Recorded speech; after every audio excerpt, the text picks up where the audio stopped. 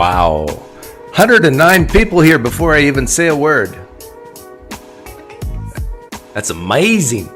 Satan, are you proud? Oh, makes me feel nice and warm. Hey, I know I give out Pine Points for when people are here first, but I'll give out Pine Points if someone knows what movie this is from. Can you see that? And first one to say what movie this is from gets 1,000 Pine Points.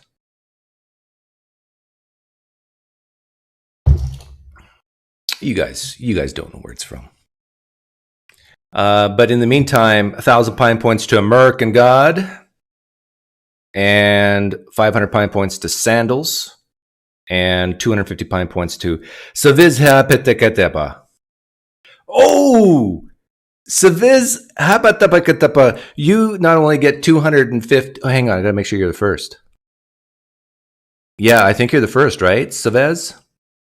So you not only do you get 250 Pine Points for that, but you get an extra 1,000 Pine Points for knowing it's from the movie Knives Out. By the way, and Savez, you tell me if you were first. I think you were first, right? I don't see anybody who beat you. But Knives Out is one of the best screenplays ever written, in my opinion. It has some of the best acting from Daniel Craig that I've ever seen in my life. When I first saw it the first time, I didn't quite... it is such a complicated screenplay that you basically have to watch that movie 5 times. And even, I've watched it about 10 times, and I'm still learning things about it as I watch it. But the performance that Daniel Craig gave in that movie, I mean, please. Daniel Craig, if you ever hear this live stream, I know you're a PineCreek subscriber. Do you guys know that Daniel Craig watches the PineCreek channel? True story. No, this is not Pine Point inflation. I'm not like the Federal Reserve that just prints money, digitizes money in order to get inflation in order to make the $28 trillion US debt look small. You know, that's the plan, right? Everybody knows that. And which hurts the little people in the world who want to buy groceries for cheap. Now those days are over. But yeah, Daniel Craig, wonderful performance. He never calls me anymore. I don't know if I said something mean to him. I must say that apologists are saying things that I agree with, and so I like to always point that out when I see it. The first one is from DanielApologetics. I don't know your Twitter. I tweeted Stand to Reason. Warner Wallace blocked me because I'm an atheist, just for being who I am. And but I think the video I'm about to show is on Stand to Reason. So I tweeted them. I tweeted Braxton. Braxton, if you hear this, you're welcome to come on. I mean, don't be scared. What's the worst that could happen? That we like each other? I mean, that we have a good conversation? That's probably the worst that could happen, to be honest. That reminds me of another thing. I actually think a lot of Christians hope that conversations between them and atheists go awry, go poorly. Because if it goes well and people see that and watch that, they're more likely to listen to that atheist or that non-believer. And you don't want that. So in a lot of ways, apologists want this animosity. You know, some Christians or apologists are listening right now or in the replay, and they're shaking it. No, that's not true, Doug. Yeah, are you sure about that? Are you sure you don't want that division between light and darkness? Be in the world, but not of the world. You know what I'm talking about. Donations are ready. There's no refunds, right? The Bible Autopsy, Micah Bartlett. Now, there's a mouthful. Warner Wallace actually followed me on Twitter yesterday. I don't know if he's read enough of my post or website. Hey, the Bible Autopsy, Micah Bartlett. If he's followed you, here's your opportunity. In fact, I'm going to give you 250 Pine Points ahead of time, and I don't know if you're going to do this, but please tweet him the link to this live stream now, please, or in the next 5 minutes. I'm going to give you 250 Pine Points to be my slave. Ken Hoven, CPA. Are you finished the 2020 tax return for Ken Hovens yet? Are you going to talk about Cyanide recent cleared, I'm cleared, but church said no, you aren't saga? No, I'm not familiar with that. Is Cy 10 cleared of his sexual transactions, transgressions? But the church said no. Well, you know, he's a Calvinist, so the Calvinists are pretty tough. They're tough nuts to crack. But thanks for the donation. Mike Gain is a little high. Hey, thank you, Perk. Myron is always getting these things wrong. I turned it down a scotch. But thanks for letting me know. This is what the first few minutes of a live stream is for, to make sure everything's fine. 250 Pine Points feeling, yeah, you know what, KC, Randy, you're correct. To get J. Warner Wallace's attention is worth more than 250 Pine Points to me. Let's up it. Let's up it to 1,250 Pine Points. Oh, and tag me. In order to get your 1,250 Pine Points, Bible Autopsy, Micah Bartlett, you need to tag me as well, so I have evidence of it. Okay, so this is the magic malarkey. Started listening to you recently and have noticed you fall outside of the apologist, counter-apologist paradigm. Long live the anti-apologist. Well, no. Thank you for the donation, Magic. I don't think I fall outside the apologist, counter-apologist paradigm. I think I'm right in there. I think I'm getting some street epistemologists upset once in a while because I fall outside of street epistemology instead of using the Socratic method and just asking questions. I will go too much into the anti-apologetic realm. I can't please everyone, and so I never try. Well, I shouldn't say never, but I'm here to please myself because I'm an atheist. That's what atheists do, right? But I want to read this from DanielApologetics. He's a German guy. I like Germans because they get things done. You know, you do realize the greatest leader in terms of getting things done is Hitler, right? He took Germany from poverty to a world-dominating country in a matter of, 10 years? I mean, gotta hats off. But you know, the more I learn about Hitler, the more I don't care for him. But he was a good leader in terms of getting people to follow him. That's a Norm Macdonald joke. By the way, this is Frozen Sea. My old account got terminated. Oh, okay. I remember you, Frozen Sea. Okay, but I tweeted him. I have a screenshot if you need it. Your tag. Excellent, the Bible Autopsy. 1,250 Pine Points to you. I mean, oh, you know the Bible Autopsy, that J. Warner Wallace might block you now. Just for associating with me. In fact, let me know. I really want to know if this is true. If he blocks you, get a hold of me somehow. Let me know, and I want the world to know that are you a Christian? Because if you are, I hope you are. Because if he blocks his own kind, his own tribe, just for associating with me, that's really interesting. But what's also interesting is, look at this. This is the German DanielApologetics. I don't know why I keep saying German, because I like the language. Like, it's so harsh and terrible that I love it. Ever since I started on YouTube 1.5 years ago, I've been trying to point out that their own polls for the shows, for the majority, it's not an intellectual issue. It's an issue of the heart. See video and pin comment. P.S. New video episode, blah, blah, blah. Okay, atheist experience. The poll question, would you worship God if it were real? Why or why not? 86% said no. And so this apologist is saying, this just shows it's not an intellectual issue. It's an issue of the heart. Okay. If that is true, and actually I think it is,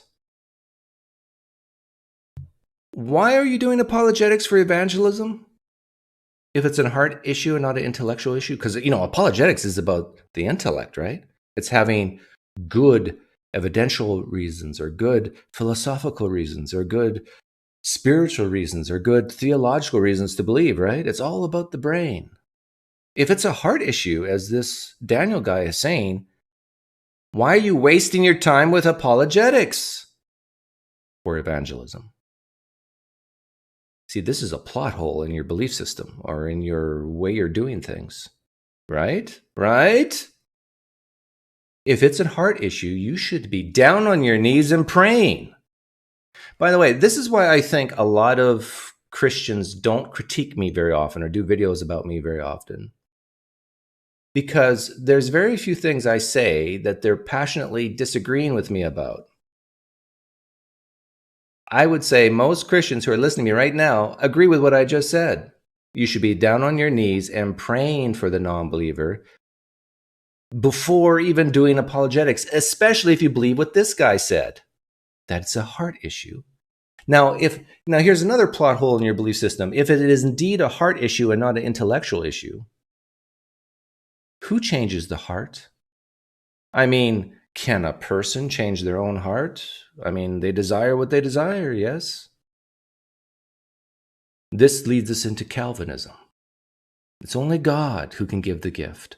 Oh, if you guys missed that other live stream where I had a Calvinist on, this is part of the reason why atheists answer the way they answer. Would you worship God if he were real, if you believed in him? 86% said no. The reason why a lot of atheists or non-Christians say no to this is because they think the God in their head of Christianity is awful. But Doug, I worship the real God of Christianity, not the fake, what people have in their heads. No. This is the real God that I worship. Okay. The God you worship, did he set up a system of eternal conscious torment? Yes or no? The God you worship, did he drown babies in the flood through the active causing of a floodation? Yes or no? I think a lot of Christians would say, yeah, the God of Calvinism is evil. Well, there's, 20% of Christians are Calvinists. Well, maybe 10% at least. So you can get why a lot of non-believers, a lot of atheists would say, oh, okay, even if it were true, I wouldn't worship because your God's evil in their mind. Now, here's the type of God I would worship. I think I would worship a God that's not omniscient, but still pretty intuitive. I think I could worship a God that's not omnipotent, but is still pretty powerful. I think I could worship a God that can actually do stuff and demonstrate his existence and actually help people when they're suffering. Now, does it have to be all the time? No, I'm not a selfish atheist. I'm a benevolent atheist. And so it doesn't have to be all the time. But the big stuff, I mean, can we all agree that there's some really big stuff that we would desire this God to intervene with? Like, think of Pixar, The Incredibles. The Incredibles, they don't stop every crime or help every person, but the big stuff, they're there. That's the type of God I could worship. The Mr. Incredible type of God. Like a God that said, you know what? Bone cancer in children, I'm putting an end to that. Tsunamis that kill hundreds of thousands of people in one swoop for no fault of their own, I'm going to put an end to that. In fact, it would be really impressive if everyone sees the tsunami coming and then sees this God stop it. I mean, I have nothing against a God that shows off a little. I mean, why not? I also would worship a God that would say, hey, afterlife, there's no eternal conscious torment. But, I will have justice. But if you want to opt out of eternal life in heaven with me, you go ahead. I'm not going to force you to stay with me. And yet I'm not going to force you to spend eternity in some terrible place either. I'm a just God. I'm a God who values free will. So if you don't want to be with me and you don't want to be in this other place, fine. I'll just Thanos you out. That's the type of God I could get behind. By the way, I'm describing a more godlike Thor, except maybe better than Thor. But yeah, it doesn't have to be blonde-haired with big biceps, but, in fact, a female God would be better in a way. That, I can worship a female, but a male god, I'm just so heterosexual. I don't know if I could do it. But, even, what's her name? Thor's sister. Is it Hela or Ella? Hela? Hela, yeah. She's a mature woman. I can worship a mature woman. Oh, I'm getting myself in so much big trouble here. Okay, so yeah, there's a plot hole in your belief system, guys. You need to straighten it out. If it's not about intellect, if it's a hard issue, then forget about apologetics for evangelism and get on your knees and pray. Okay, what should I do next? Yeah, J. Warner Wallace. Okay, we were just tweeted you, so I know you're here. I'll give you an opportunity to come on later, but for now, you're going to have to wait. First thing, you got to pull back. You're a little too close to the screen. You need to pull back. Although, you do have a good face. But, look at the ring. You know what this is? You know what metal this is? I can tell the J. Warner Wallace values quality because this is a platinum ring. For those of you who can't afford good wedding rings, you'll probably just get gold. But we all know gold is not the standard for precious metals. It's platinum, at least when you put it on your finger. Hope let's stand to reason. Thanks so much for joining us. If you want to call in a question, I please would invite you to do so. 855-243-9975. 855-2. Yeah, this is This is brand spanking new. It'll probably get more views than it will on Stand to Reason. Another reason for J. Warner Wallace to come on. But this just came out, I think, less than 24 hours ago. 243-9975. And our international number is 5. Wedding rings are a waste of money? No, Josh Howard, you're not a romantic like I am. Wedding rings are a precious symbol, the circle of life, an unbroken chain of custody. Yeah, a wedding ring is an unbroken chain of custody. Yeah, I like that. I said that because he often says chain of custody with the biblical authors. 62-424-8229. And if you haven't joined us at one of our reality conferences, I want to invite you to do so. Also, Greg's interview at Focus on the Family is now. Why are you using the word worship? Do you think a worthy God would want you worship? No, it's nothing, Bob Smith. I think you would worship a deity who says, you know what, you don't have to worship me. Yeah, that's the type of God I'm talking about. Grace and purpose. And so if you're familiar with Greg's work on tactics, I always say I should get a royalty, and so should Frank Turek for all of Greg's books, because I know that between Frank and I, we sell more of Greg's books than Greg sells. So I think we should get You see, he's kind of saying this in jest, but kind of not. I think he actually does mean that he needs money or wants money from Greg. Maybe I'm being too critical. So important. And he talks about this in the video. So I would encourage you to go look for it on YouTube, the interview with Focus on the Family. By the way, a lot of us are on social media. I am on social media, for good or bad. We talked about that in the last hour, last broadcast. But the reality of it is that this is an important medium. A lot of us are there, and we're there for different reasons. And now Stand to Reason is on LinkedIn. You can just go to LinkedIn and look for. What, LinkedIn is going into the social media? I mean, how? Anybody know anything about that? That you want answered in a brief way. Then, have you been listening to the STR Ask podcast? It's a hashtag STR Ask. It's a shorter podcast. Amy's on that podcast, so I like it better already. By the way, let me give you a preview where this is headed. I think J. Warner Wallace likes my Flying Man hypothetical, and we'll find out why. A website to actually download it from there, or on the STR app at STR. This website, of course, is str.org. Okay, that being said, let's again call me if you've got questions at 855-243-9975. I want to talk in this hour a little bit about communicating the case for Christianity. People will ask me, well, Jim, what are we taking callers today? Yes, of course. What am I? Not me.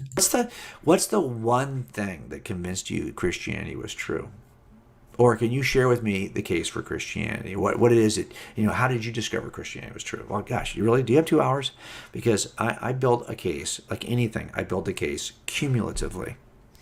So He's very close to the camera, non-believer, or whoever said that. Vincus, he's very close because he's showing that he doesn't have any pores. And is this HD? Yeah, 720. I think he uses that black mask stuff before he goes on camera, and he pulls all the dirt out of the pores. Tell you that all criminal cases are strongest when they are built on several legs of evidence, several strands of evidence that point to the same reasonable conclusion.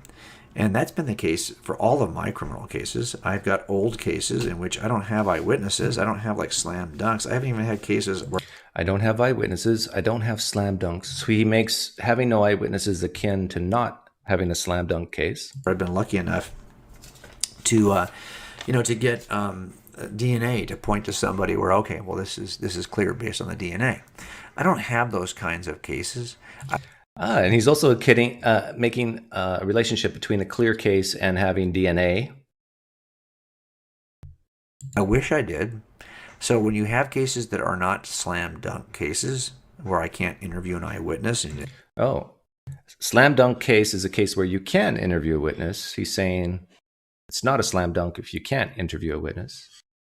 I'm not making any comments about the New Testament at this point. I'm just making some observational comedy here. They can just tell me what happened, or I don't have a video. I can just watch what happened. You make them cumulatively based on a large collective set of evidences that point to the same reasonable inference.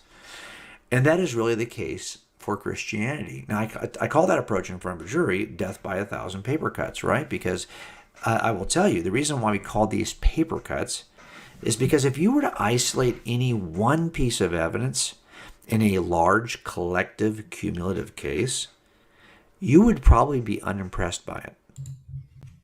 This is why I'm playing this video, because I've made a very similar statement, and I make it all the time when I use the flying man thought experiment. Let me rewind that. Sorry. I just rewinded it 5 seconds, and that's what happened. Collective cumulative case, you would probably be unimpressed by it.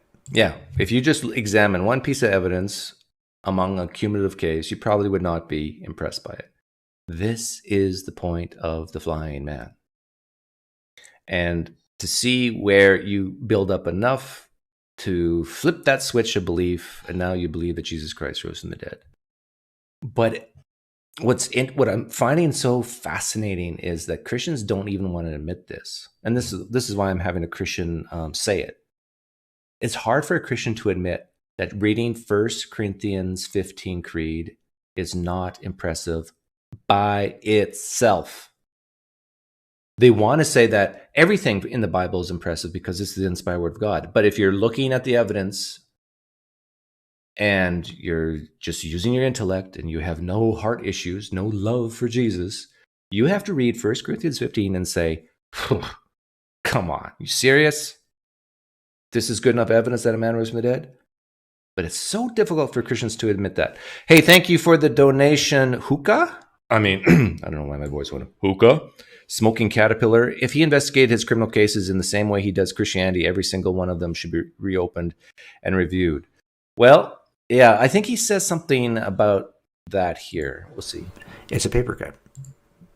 And you might think, well, that doesn't really demonstrate anything by itself. And by the way, defense attorneys are very good at trying to make that case. They would say they don't want you to focus on that one piece, and they don't want you to see the forest through the trees, right? They want you to be focused on little things.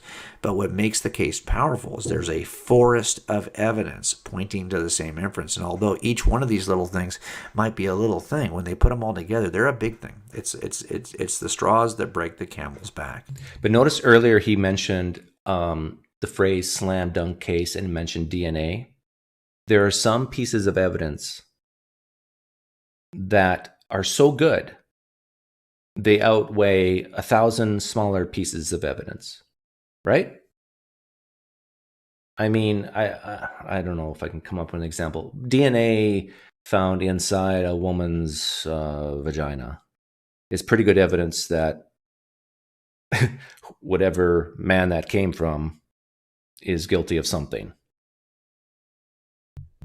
Either just coitus or rape or whatever. That's a pretty slam dunk. And I've been burned before on criminal trials where I thought, or in criminal investigations, when you get that far to trial, where I thought, oh, I know who did this, just to find out that I was wrong. And you learn in that process, right? You get a certain sense of humility. And in those cases, one case I'm thinking of where I was wrong about the suspect, and 24 hours later, we had the right guy in custody. But when I first was looking at who should we move on, I made assumptions because I did not weigh the entirety of the evidence.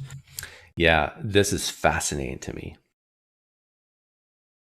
He's admitted he's been wrong in the past, which is good. And the reason he gave why he was wrong is because he didn't weigh the entirety of the evidence. Like, I really wonder if he's weighed the entirety of the evidence for Christianity. Like the evidentiary, the historical evidence, and how he came to decide that one piece of evidence outweighs another. Like, for example, the synoptic problem. The idea that the Gospels are not fully independent of each other. I have a clip of Christian, what's his name? Dale Allison say this. He said, if the traditional authorship is correct of the New Testament, then Mark knew Peter, Luke knew Paul, Paul knew Peter and Matthew. Everybody knew everybody. It was an incestuous relationship between all the New Testament authors, if the traditional authorship is true. So what we have here is we do not have independence. Now, what does this do to the cumulative case? It makes it crumble. And as a detective, I think J. Warner Wallace would agree with this. He says, when you have a claim, when you have an accident or a crime, the first thing you want to do, and I think I'm paraphrasing him here, is you want to separate the eyewitnesses. You want to have them so they do not talk to each other. So then we can say, okay, what's your side of the story? What's your side of the story? There's no collusion. And even Michael Licona has admitted this, that this is not what we see in the New Testament. We see these people mingling together like a tribe of people putting together a narrative that they can sort of agree on. And now they have differences, of course. But the point is, they knew each other, they talked to each other. And it's so plainly evident when you just read Matthew, read Luke, and then read Mark. Mark was the first gospel. Why in the heck would Matthew, a supposed eyewitness, copy Mark word for word on things that he supposedly had seen with his own eyes, but he's borrowing the language of someone who wasn't an eyewitness? Big red flag. So when J. Warner Wallace says that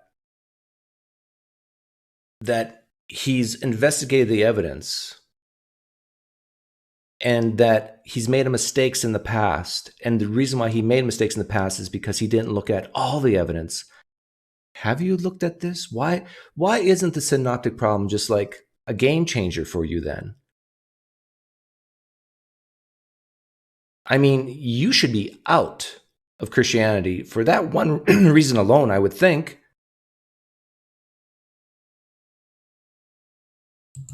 You wait. So now I'm the last guy who would ever make a decision on, and somebody will come up and say, hey, I got this case, I'd like you to work, I think it's so-and-so. Well, okay, I don't care who you think it is. What I care about is what's the case look like. I'll make a decision at some point who it is, but I don't really want to know who you think it is because I don't know what you're basing that on. And I've been wrong. So if you asked me, it came to time by the time I was examining the case for Christianity, I was very conservative about this. And there was no one piece of evidence that persuaded me. It was the death by 1,000 paper cuts. Yeah. So here's a challenge for J. Warner Wallace and for every Christian listening. And I'm asking this sincerely. This is not a trap or a gotcha. If you agree with J. Warner Wallace here, that it's a death of 1,000 paper cuts, I don't need 1,000. Just give me 20. Give me 20 of these pieces of evidence, and please do it in chronological order. From the very first piece of evidence to what you think important piece of evidence to the 20th latest important piece of evidence. And I just want it in bullet form. If you love me, you'll do this. And here's what I'm going to do with it. Full disclosure. I'm going to take your 20 pieces of evidence and I'm just going to modify it slightly. And I'm going to apply it to my great ancestor who could fly unaided across the Grand Canyon. He just flew. And we're going to go step by step. And we're going to see if the cumulative case of these 20 major important chronological pieces of evidence, if it's good enough for Jesus, is it good enough for the flying man? And please don't say, oh, of course it will be because of... No, let's just really think about it.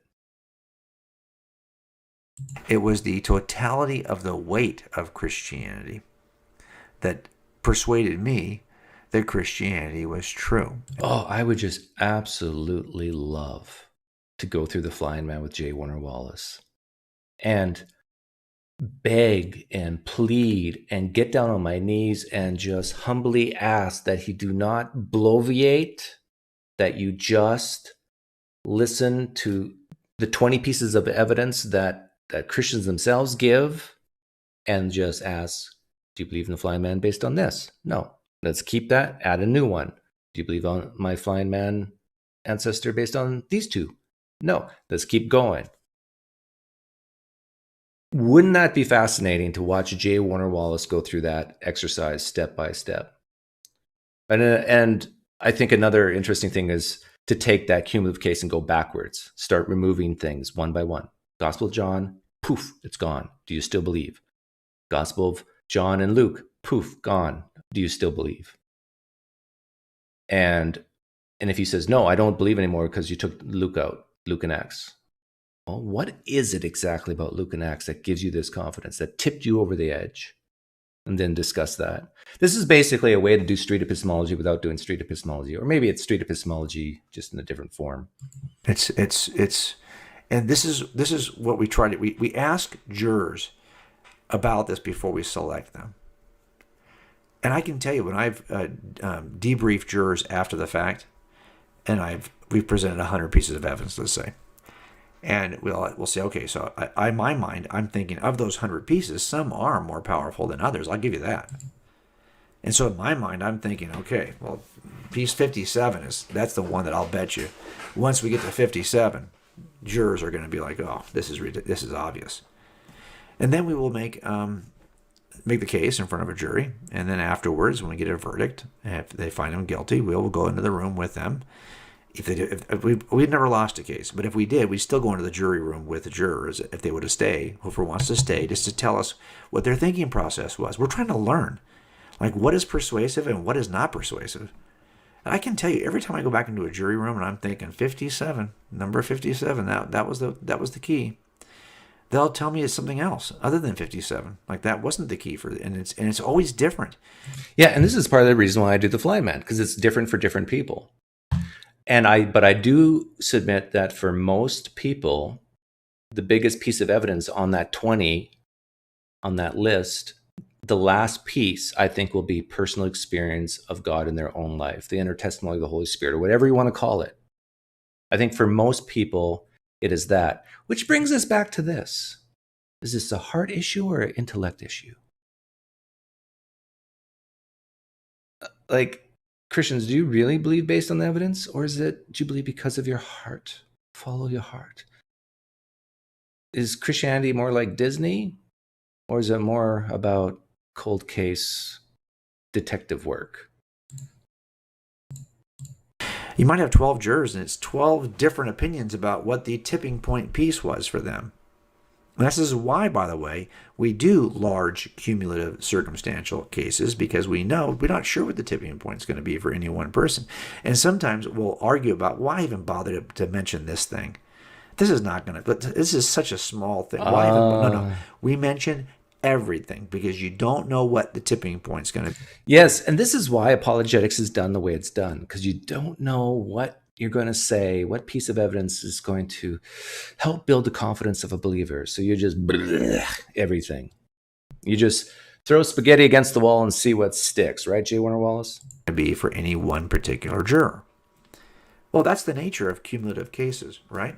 And that is also the nature of the case for Christianity, is that there are good reasons to believe Christian. Isn't it interesting, though, that there's more than enough evidence to demonstrate that Christianity is true. Yet at the same time, it's not so overwhelming that you can't have you lose your freedom to make a choice. I always find this humorous, because he's basically admitting that based on the evidence alone, Christianity is not a slam dunk. If you don't believe me, he's saying Christianity is not a slam dunk based on the evidence. If you don't believe me, rewind this and listen to him. Because he's talked about not having eyewitnesses that you can interview, not having stuff like DNA evidence, stuff we don't have for Christianity. But it's good enough to believe it's not a slam dunk. And God made it not a slam dunk because he does not want to interfere with your free will.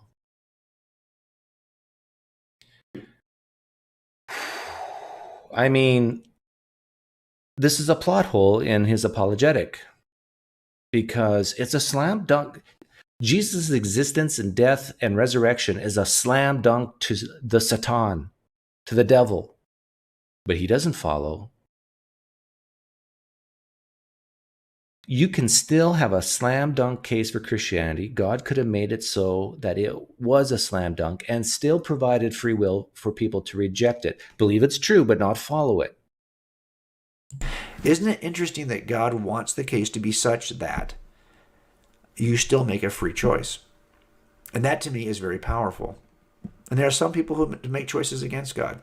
And God is enough of a gentleman that he will never force someone into his presence against their will. Now, you can parse out about what the sovereignty of God versus the free agency of man, what that relationship is. But I can tell you one thing. Under atheism, there is no way to parse it out. Under atheism, you're either... Okay, so now he's getting into the free will versus God's sovereignty thing, Calvinism versus non-Calvinism. The universe is either governed by physics or governed by a divine person. The universe is either governed by physics or governed by a divine person. Okay, now if you are a Christian listening and you view yourself as critically minded, what's the problem that J. Warner Wallace just did? I don't want to be like a philosopher and give I'm going to think, I think I have to now. It's a false dichotomy, right? Couldn't a divine being exist and all our choices still governed by the laws of physics? He's making it either or. It doesn't have to be. That's fair, right? Just saying that, I think Christians are going to agree with what I just said, and it's going to hurt them because this atheist guy is like showing my favorite apologist is like making mistakes here. And of those two possibilities, physics does not have the ability to say, I could control all of this, but I'm just going to take my hands off of this right now. A person could do that. If there's a God, God could do that. Clearly, I have the ability to control every movement, but I can make choices not to. Physics has no ability to do that. So under these two worldviews, atheism... Even that's false. You know, in the quantum world, it's not determined. It's total chance whether the spin is up or down of a certain electron. But that's at a micro level, and I'm being a little petty, so let's move on. Or theism. Only theism would ever even give you the possibility of free agency. Under atheism, there would be none. So it seems to me that if the... And see, even that's false because, again, I'll bring up Calvinism. There are some Calvinists, at least, that are hardcore determinists, just like some hardcore determinist atheists. They just say that it's all based on the divine decree of God, whereas an atheist or a naturalist, more specifically, would say it's all determined on the decree of the laws of physics. or the laws of nature. Those two worldviews, that theism is a better worldview in terms of if you're somebody who thinks you're making free choices, you're probably in a theistic universe because you couldn't do those in an atheistic, physicalistic, deterministic universe. Yeah. That's a plot hole with Christianity, because before the foundations, before choices were even made, God knew them. And if those choices don't end up happening, then God knew wrong. Oh, but I'm a Molinist, Doug. God knows what would happen if given certain conditions. See, this is the thing. Christians will come up with all these theologies to battle these problems, but the bottom line is you're still left with these problems. Okay, one more thing I want to talk about, and it's been a while since, well, I've picked on Braxton when he comes up in the live stream chat, but it's been a while since I've actually played a video of theirs. Ivan J, 500 Pine Points to you, asked a great question here, and I know I'll read it. Actually, I think he reads it out loud. What's the hardest thing for you to square with Christianity personally? For example, Old Testament atrocities, hell, or unevangelized believers, just uncomfortable things? Okay, yeah. So what's the thing that caused you to doubt the most? It was asked to Braxton. What causes you the most cognitive dissonance? What caused you to maybe once in a while lose sleep at night? So, to a certain degree, you could say that those things bother me in that they're difficulties that they do and cause on the surface difficulties that then you have to dig in and figure out, is the criticism right? What's really going on here? They don't really bother me. The thing that I would say is, I think, a question that I have thought about more than any other, and I have answers to it, but a question that I've thought about a lot is the one that comes up. People will mention this, is why would God create, knowing that any particular person, like if it's the case that what we believe, like if God creates and gives man free will, you're just going to end up in a situation where some people are going to go to hell, right? Why create if where have you heard that before? Now, I won't be so presumptuous to think that Braxton just thought of this before I came along on the YouTube scene. I'm sure that's not the case. But he's admitting that my main criticism, the real problem of evil, is exactly this. And this ought to keep Christians up at night, because this is a huge plot hole in your belief system. Especially, I got to caveat this, especially for Christians like Braxton Hunter, who believes in eternal conscious torment, the traditional view of hell. Especially for them. But I would argue, even without that, you got this problem. Why in the world would this God create if he knows that some people will reject him? He ought to have created nothing. He should not have created, because the stakes are too high if you're a traditional view of hell type person. And Braxton's admitting this here. If even one person, that's going to be true of. Now, the explanation, of course, I think, is that existence is an intrinsic good. And yeah, existence is an intrinsic good, but this doesn't get you out of the plot hole, because in your belief system, God in three persons already exists. You already have that intrinsic good of existence in God himself. There is no need to create anything else. Especially if you know that you're going to give this concept of free will to people that you know that some will reject and cause enormous pain and suffering. Huge plot hole. This is the real problem of evil. David Ruff, thank you for the donation. Doug, a great question to ask is, do all the Jews who died in Auschwitz wake up in Auschwitz? Good question. How would Braxton Hunter answer that question? You know what? I think I'm right when I say this. Braxton Hunter would answer your question, and thanks for the donation, as the Jews who died a horrible, horrendous death during World War II. They suffered at the hands of Hitler. They died a slow, painful death of suffocation, poisonous gas, or some other method. Tortured, some of them were. Experimented on. Those Jews who rejected Jesus not only were tortured at the hands of Hitler, but are now being tortured eternally in a place called hell. And Braxton's on record as admitting that he believes that hell is a place where people are tormented, at least their conscience, their consciousness, forever and ever and ever. This sucks to be a Jew in World War II. Where's the justice in that? Another plot hole of Christianity. A lot of Christians say you can't have justice without the Christian worldview. The Jews in Auschwitz, where's their justice? I'm sure Braxton would say, well, Hitler's in hell. Well, unless he made a sincere confession of faith before he died, right?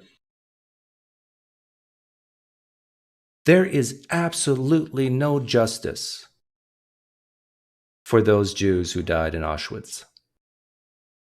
They were tormented on planet Earth. Some of them their whole life were born in those camps, died in those camps, and now, since they rejected Jesus as their Lord and personal Savior,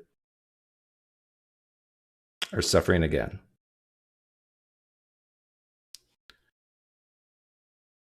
This is why atheists answered the poll question the way they did on the Atheist Experience. How can you worship a God like that, Braxton? Braxton, what is wrong with you? What is wrong with you that you would worship a God that would do that for merely rejecting a core proposition of a man dying and rising again, saying that he's God incarnate and died for the sins of the world? Why in the world would you worship a God that puts people in eternal conscious torment for rejecting that proposition? What is wrong with you?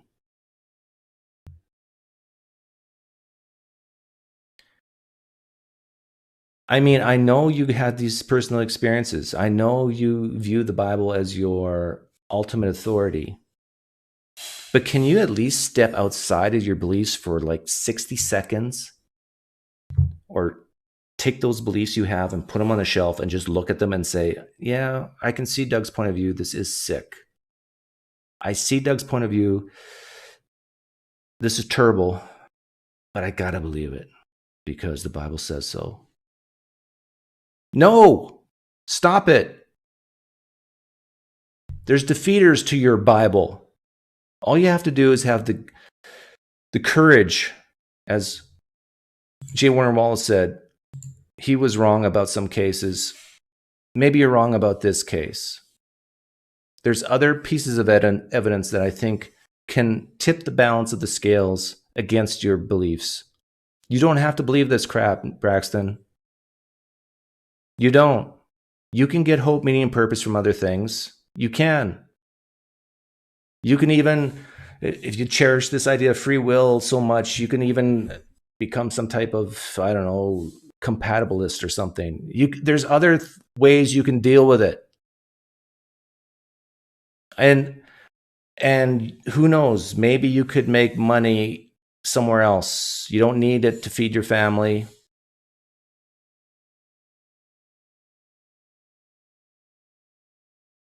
Thanks for the donation, Dustin. Ellerby, when do the dead after death go to the kingdom?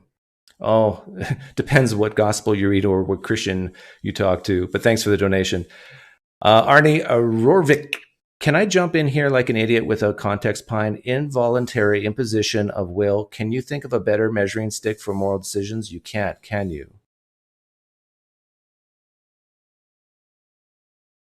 Can you think of a better measuring stick for moral decisions? I really don't understand what you're trying to say, Arnie.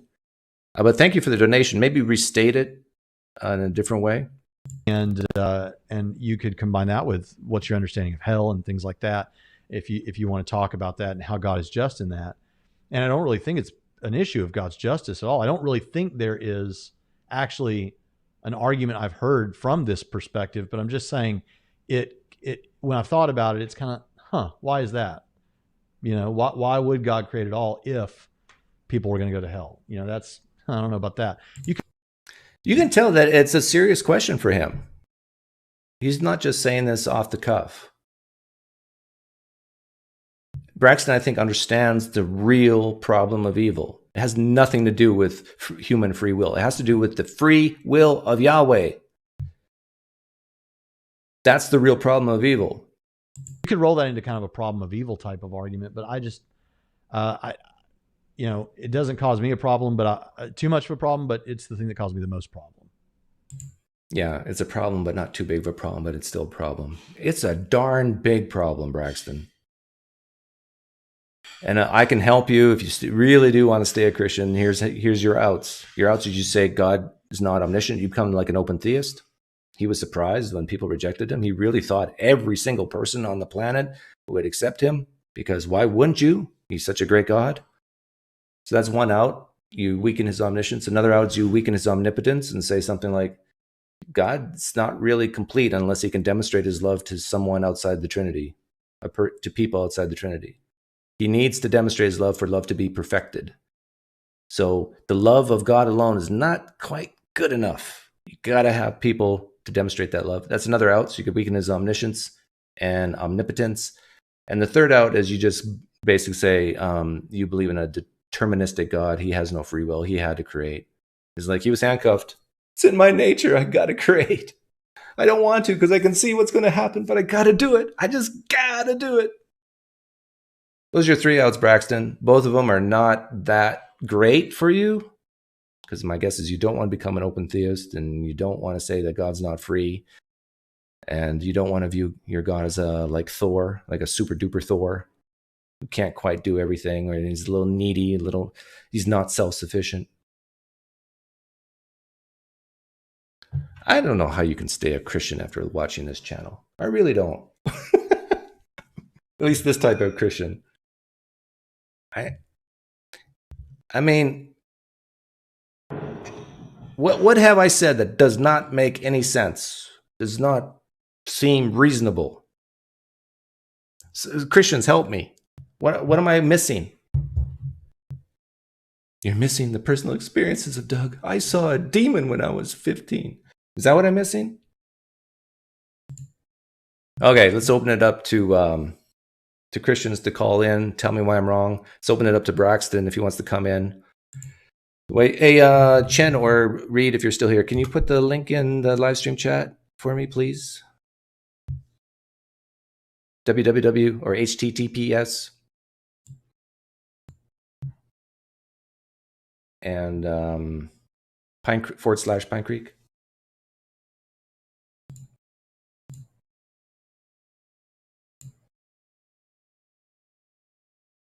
Like, seriously, what am I missing? Help me. I have to do this myself. I guess so.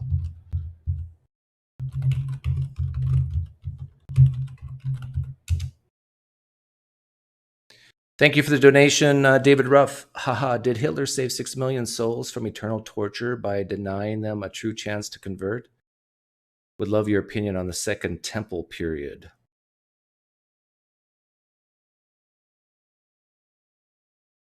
Oh, you're saying that maybe they were the Jews were not accountable, and so they're not that the Jews are to be treated like 4-year-olds, and so therefore they can still go to heaven because they didn't.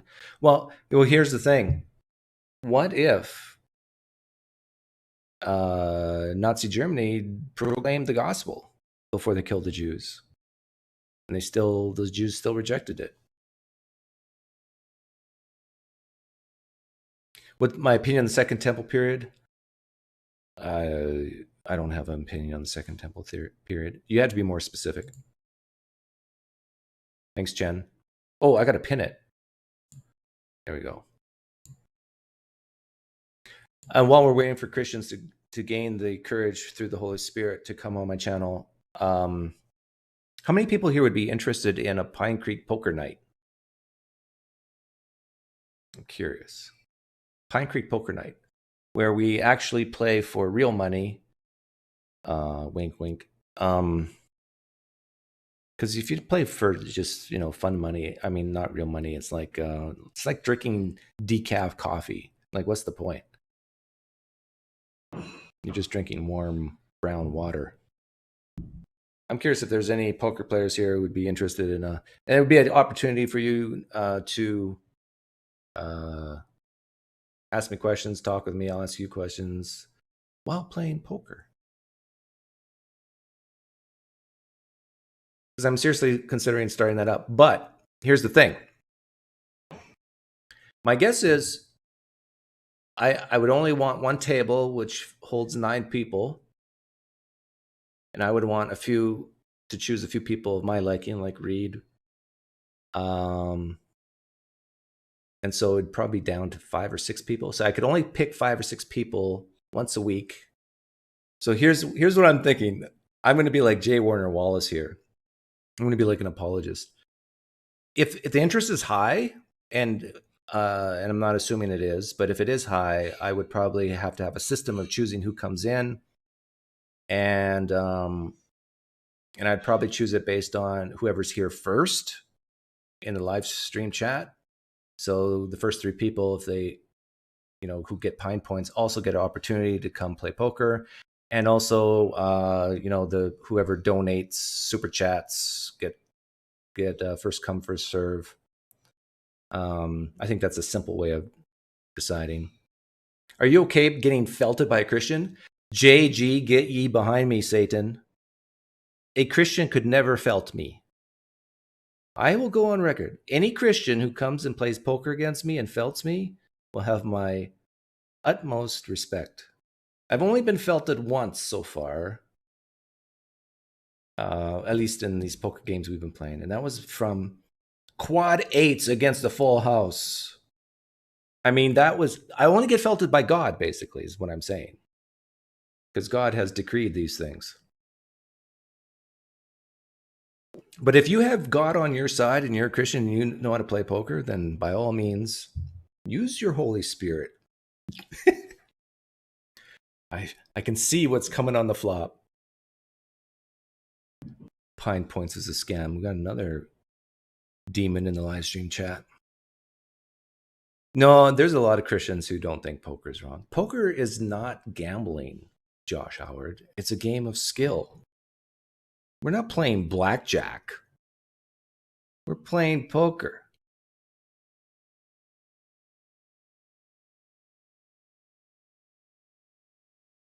Aren't you kind of good at poker? This sounds like a low-key way to get donations. Shh.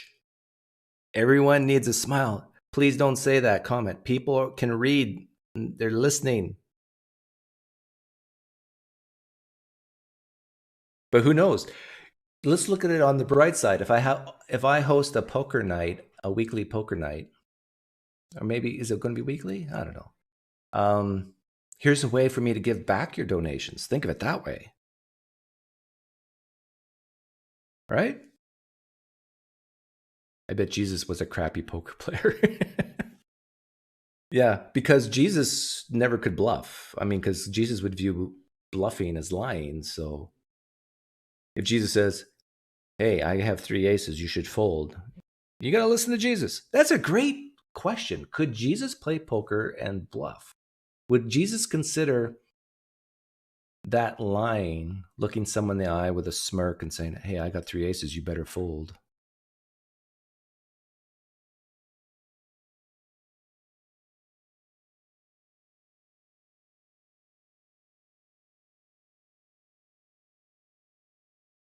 Strip poker would scare them Christians. Yeah, Susan, strip poker would scare me because most of the planet do not look good naked. Naked.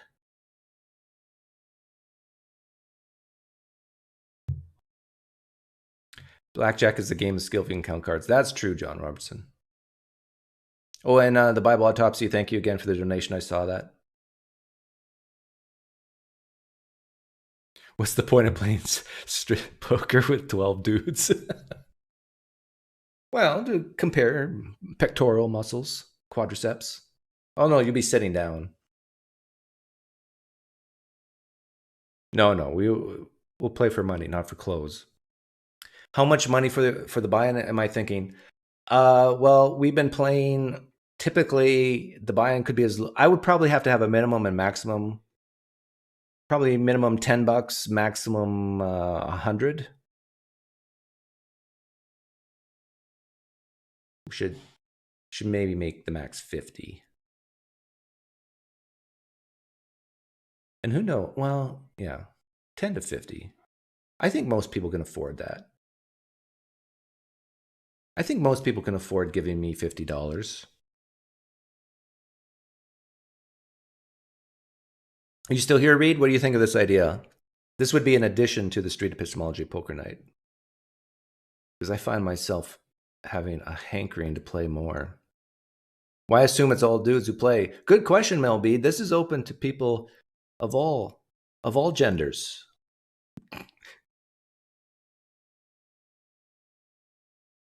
And what if I tell you Satan will be there as well? Pex, you're in your late 40s, Doug. Don't you mean moobs? Okay, we got another demon in the live stream chat.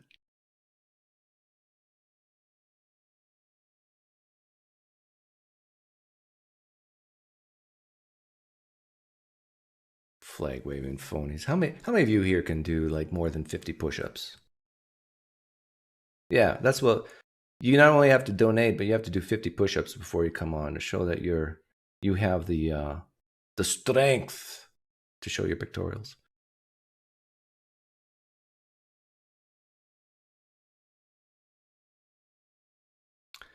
Doorknob had PineCreek has to think like wallets of people who don't live in the gated communities. Oh, I think that was an insult. I'm not ashamed to live in a gated community. I love my gated community. You know why? Because it's gated. We just don't let the riffraff in. We keep the good people in. Because if my dog somehow gets out of the house, can he get out of that gate? Yeah, he could still get out. Oh, never mind.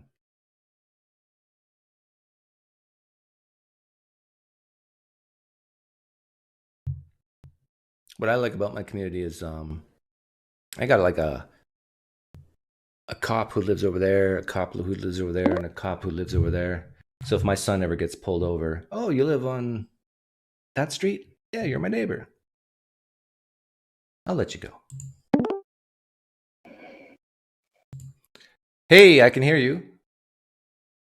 Hi. What's your name? Oh, it's Fawn. I called in some days ago. Fawn.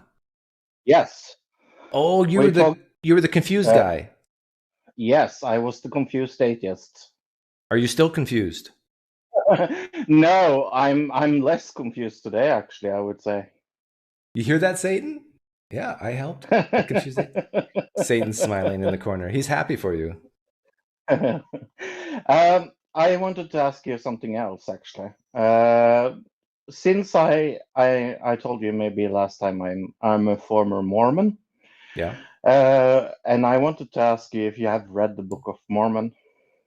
I've read parts of it. I have a friend who's a Mormon, ex-Mormon, who's helped me a lot learn about it. I use it as a outsider test for faith often, but no, I have not read the whole Book of Mormon. Okay, what is your general gist of it? I guess it's people making up stuff. So, what do you think of Joseph Smith's story? Why do you think it's still a religion that is liable today? Good question. I think it's because it provides hope, meaning, and purpose, because it's very family oriented. It really emphasizes family. It's the same reason why the Fast and Furious franchise has had success. It's not really good acting. It's not really a good screenplay. However, it says the word family so and so many times and people like it. Mormonism is like the Fast and Furious franchise. That's a good anthology, I guess. Do you think that Mormonism would be popular if it was created 100 years ago? No, I think it's, in fact, the reverse question is more interesting. If Mormonism was created before Christianity, would more people believe it? And according to, what was the guy's name? Brent Kalar, who came on my channel. Do you remember that Roman Catholic apologist, Harvard PhD? I did a video on him. Yeah. He admitted this. He said, for some reason, when you have centuries and centuries of theology, it becomes more believable to people. Why do you think that is?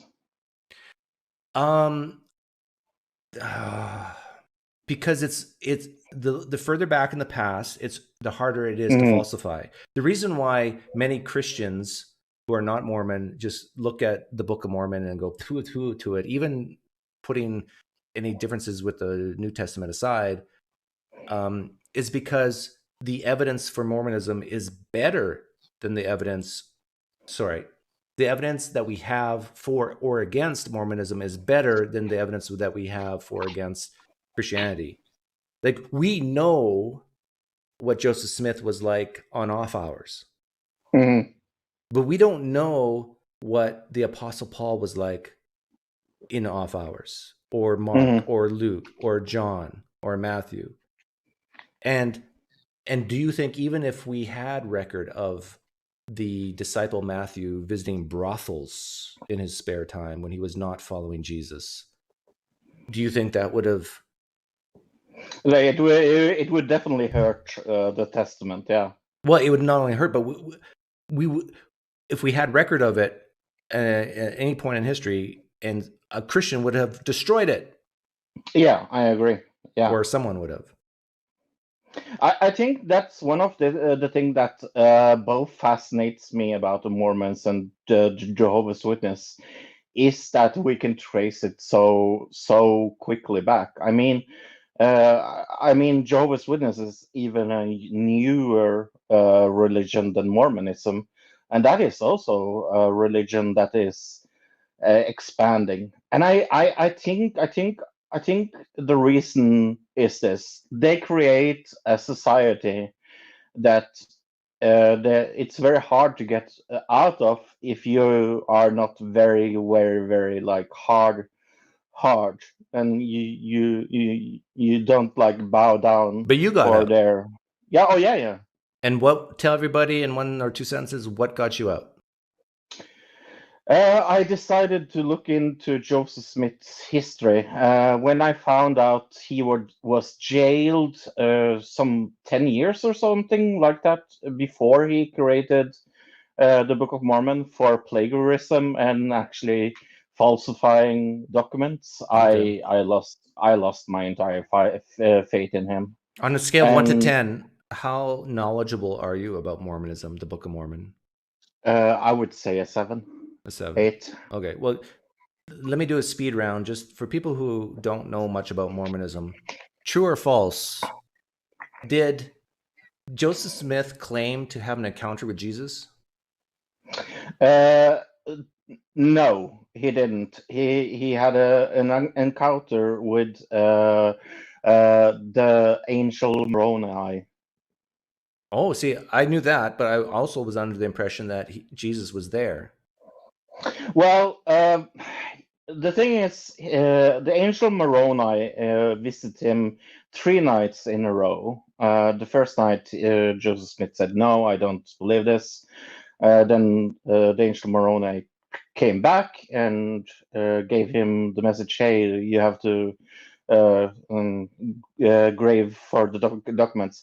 And then after the 3rd night, he saw Jesus Christ with the angel Moroni. Okay, well, that's what I was getting at. Yeah, the 3rd night. Okay, so we have here a man who claims. Now, we're not being anti-Mormon or pro-Mormon here. We're just looking at the claims. Right. We have a man who claims to have witnessed Jesus, and Jesus, true or false, Jesus told him that the gospel of the New Testament was flawed in some way, and that Jesus was going to tell him the true gospel. One of the biggest differences between the Bible and the Book of Mormon is that The Book of Mormon is more or less the story of the United States, where the Bible is the story of what you would call Israel.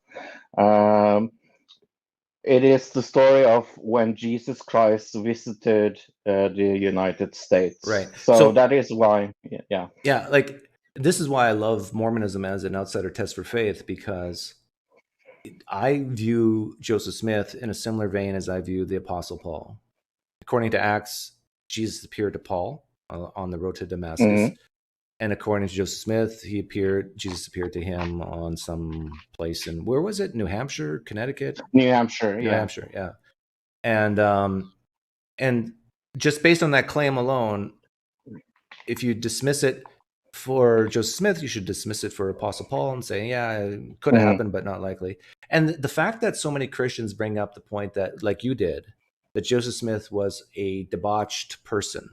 He was a con man. Or the thing is, can't God use people who have had terrible pasts?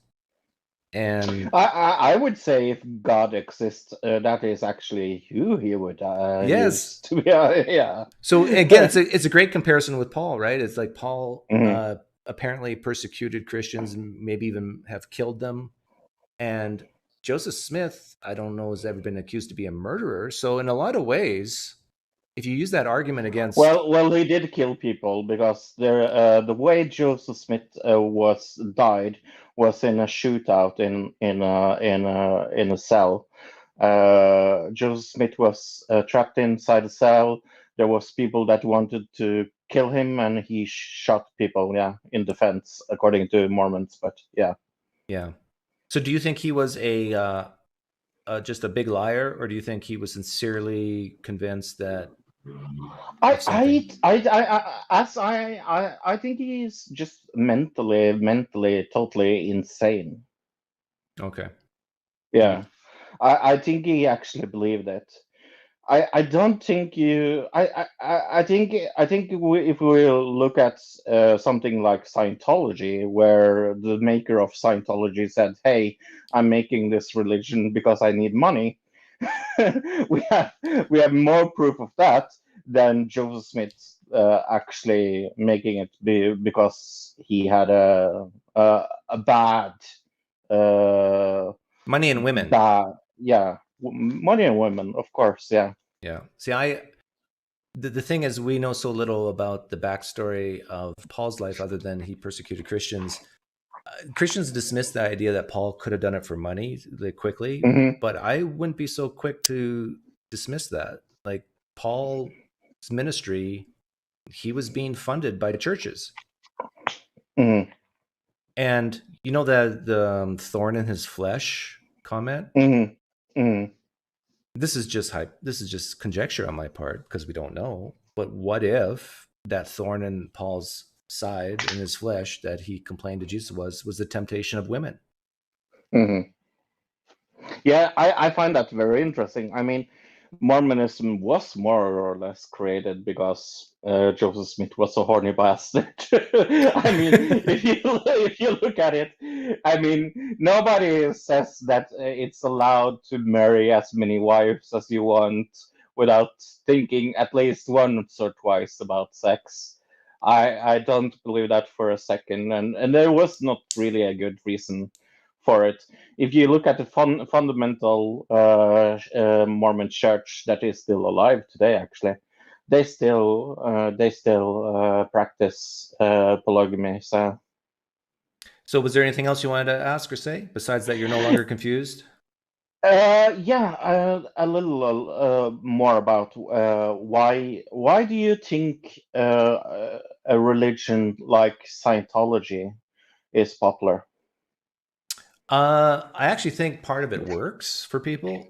So that whole thing about confessing, like in the Roman Catholic Church, you go to a priest and confess your sins. In Scientology, you go to, what do they call it? The machine. Yeah, the machine. They have a name for that process or for that person. I think it's human nature to have this cathartic feeling after you confess your problems, your sins in quotes. They don't call it sin in Scientology, I don't think. And it's very dangerous, because then they have a record of all your your dirty laundry. But I think Mm-hmm. it makes people feel good. I think they have a ladder system of progression, which gives people hope, meaning, and purpose. And so yeah, I think that's why they stick to it. And then it's the community aspect too. It's like Yeah. if you're at a certain level in Scientology, and there's only a few hundred people at that level, that makes you feel pretty darn special, doesn't it? Is that the newest religion you can point to that is so active today as it is? Can I think of a religion that's so what? Can you think of a religion that is newer and as popular as Scientology? There's probably a lot of Eastern religions, like sects of Hinduism and. Oh yeah, but I meant more Christian. Well, some people would view certain versions of Pentecostalism as a cult of Christianity that's more popular than Scientology. Yeah, I don't really think that's the case, though. Pentecostals are not really a cult. Ugh. You think so? Yeah. Why? Some versions of it. There are some versions of Pentecostalism where the leader, the pastor, will say, do not take that job. Do not marry that person. Oh, yeah. Yeah. So basically, what makes a cult really more of a cult is the controlling aspects of it. And some versions of the charismatic movement or Pentecostalism is very controlling. Cool. That is what I wanted to ask you about. I talked to Darth today. That was fun. Oh, I'm sorry. Why would you do that? I wanted to ask him some questions. Of course, I got muted after 5 minutes talking to him. So yeah. Okay. Well, I'm very happy that you're at least less confused or not confused anymore. Okay, I love your stuff, Doug. Yeah, the PineCreek religion is not a religion of confusion. Well, I worship you, so it's okay. No. Okay. I am the leader who does not demand worship. Okay. Just poker dollars. That's all I demand. Okay. Are you interested in playing poker? Oh, I love poker. Yeah. You love poker. Okay. Well, if I go through with this poker night thing, I'll make sure that you get an invite, or I'll probably have to have people email me. Do you have my email address? No. Do you have mine? No. Don't give yours out publicly. Just go to my About tab in my YouTube channel and email me. And for all of those who are interested in poker, do the same. Do I just put poker in the subject line? Yeah, say willing to lose to Doug in the subject line. But I know how to hold them. I know how to fold them. Mm-hmm. Oh, so you got both money and skills, is what you're saying. I'm pretty good at poker. I'm good at bluffing. I have that from going you should tell me that. If we're going to play together, you should tell me that. I can. Or are you doing a reverse right now? Maybe. Yeah, maybe. Maybe by you telling me that you're good at bluffing, you never bluff. Yeah, maybe I never lie. How about that? Anyhow, take care. We got. I'm take care. Braxton Hunter's waiting. Bye. Okay, Braxton, you can hop in now. And J. Warner Wallace, you can hop in. I'll take both of you at the same time. I can do that.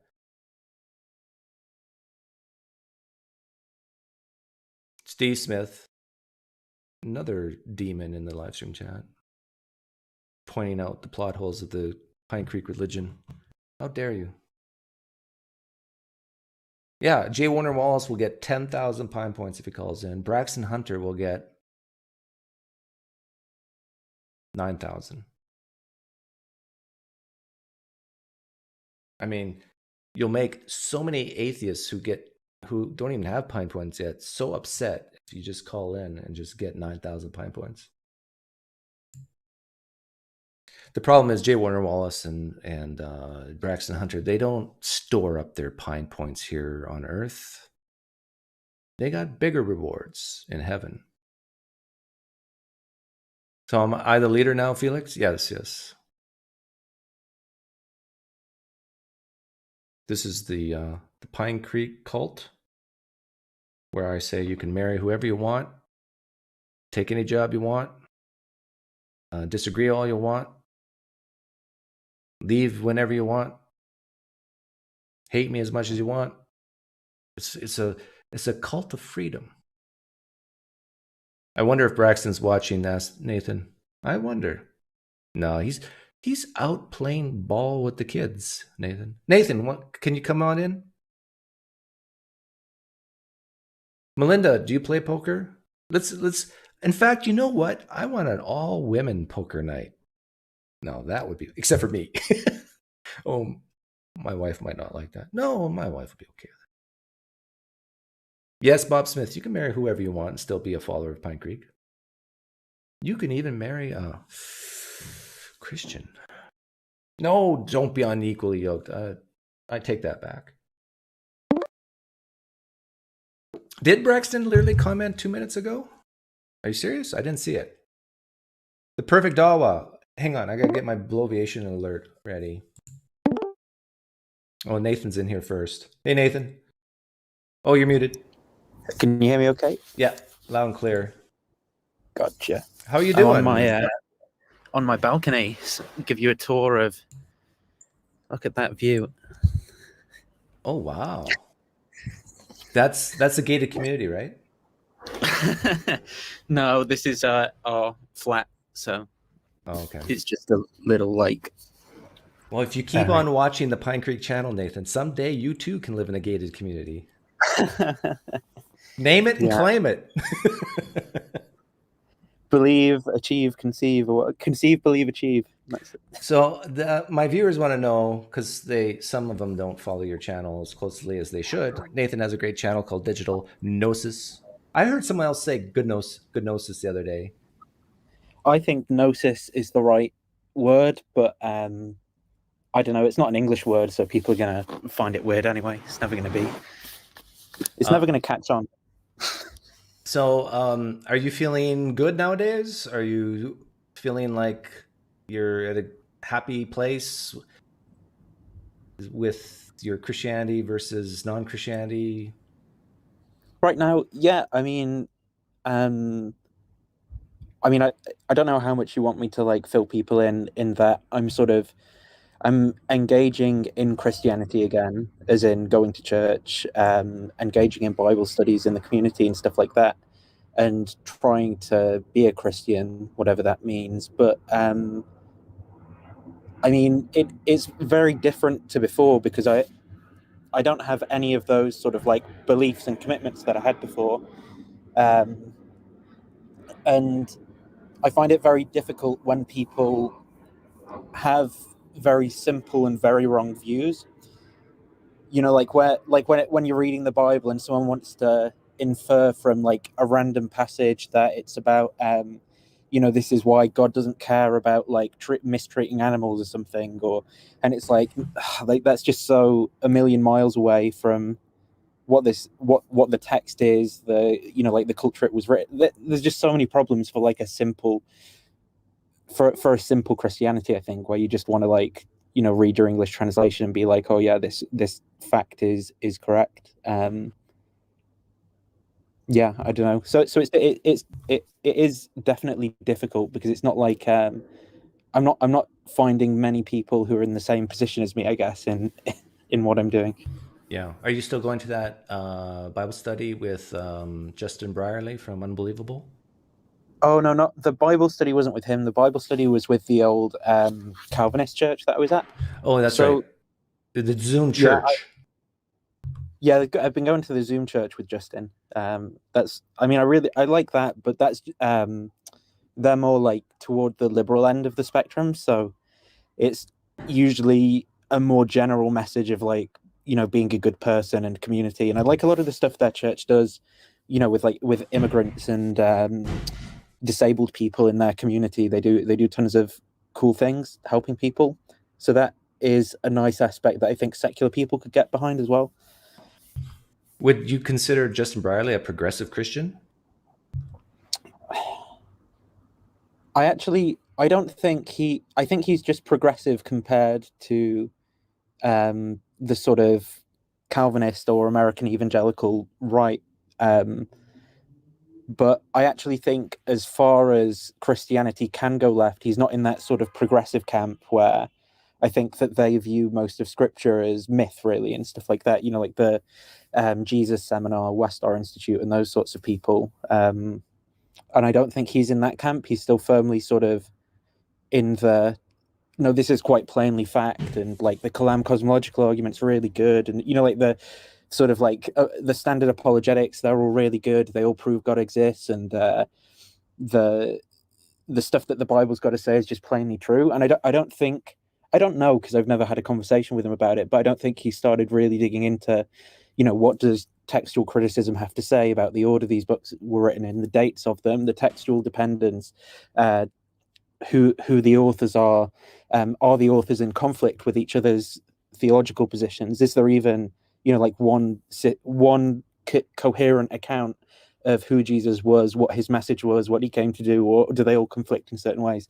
I don't think he's gone through that process. Yeah, I doubt that as well.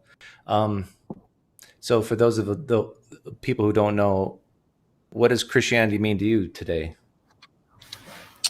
I think broadly, it's this historical tradition of people who have been interested in engaging with the Bible, the question of God's existence, and the person. I mean the person of Jesus. But I'd say it continues from, you know, like other religions are doing vaguely similar things, because I have more of a sort of like I don't know, like an anthropological view of what religion is. Like I don't view Christianity as particularly superior or something. Like it's got the truth.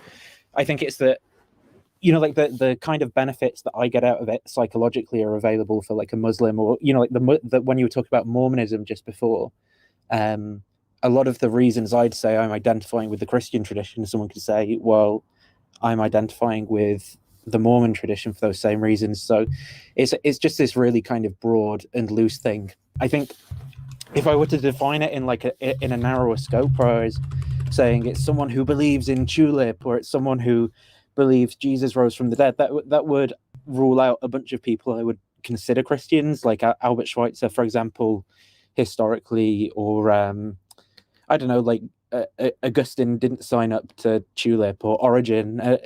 So I think Christianity's should be defined quite broadly. Actually, I don't even know if I could put strict boundaries on what it is. So you're basically, do you call yourself a Christian or not? Yeah, I would say. So basically, I'm hearing it's community. Yeah, I think that's the biggest thing for me. I mean, definitely, I really enjoy reading the philosophy that comes out of the tradition, reading the Bible, doing like textual criticism, and looking at trying to figure out what all this stuff is. That intellectually stimulates me, but I don't think I'm necessarily I don't think I've got like the truth or something. And that'd probably be the difference between like a simple Christianity where someone's like, you know, I've got the truth, and I've got to tell you or you're going to hell or something.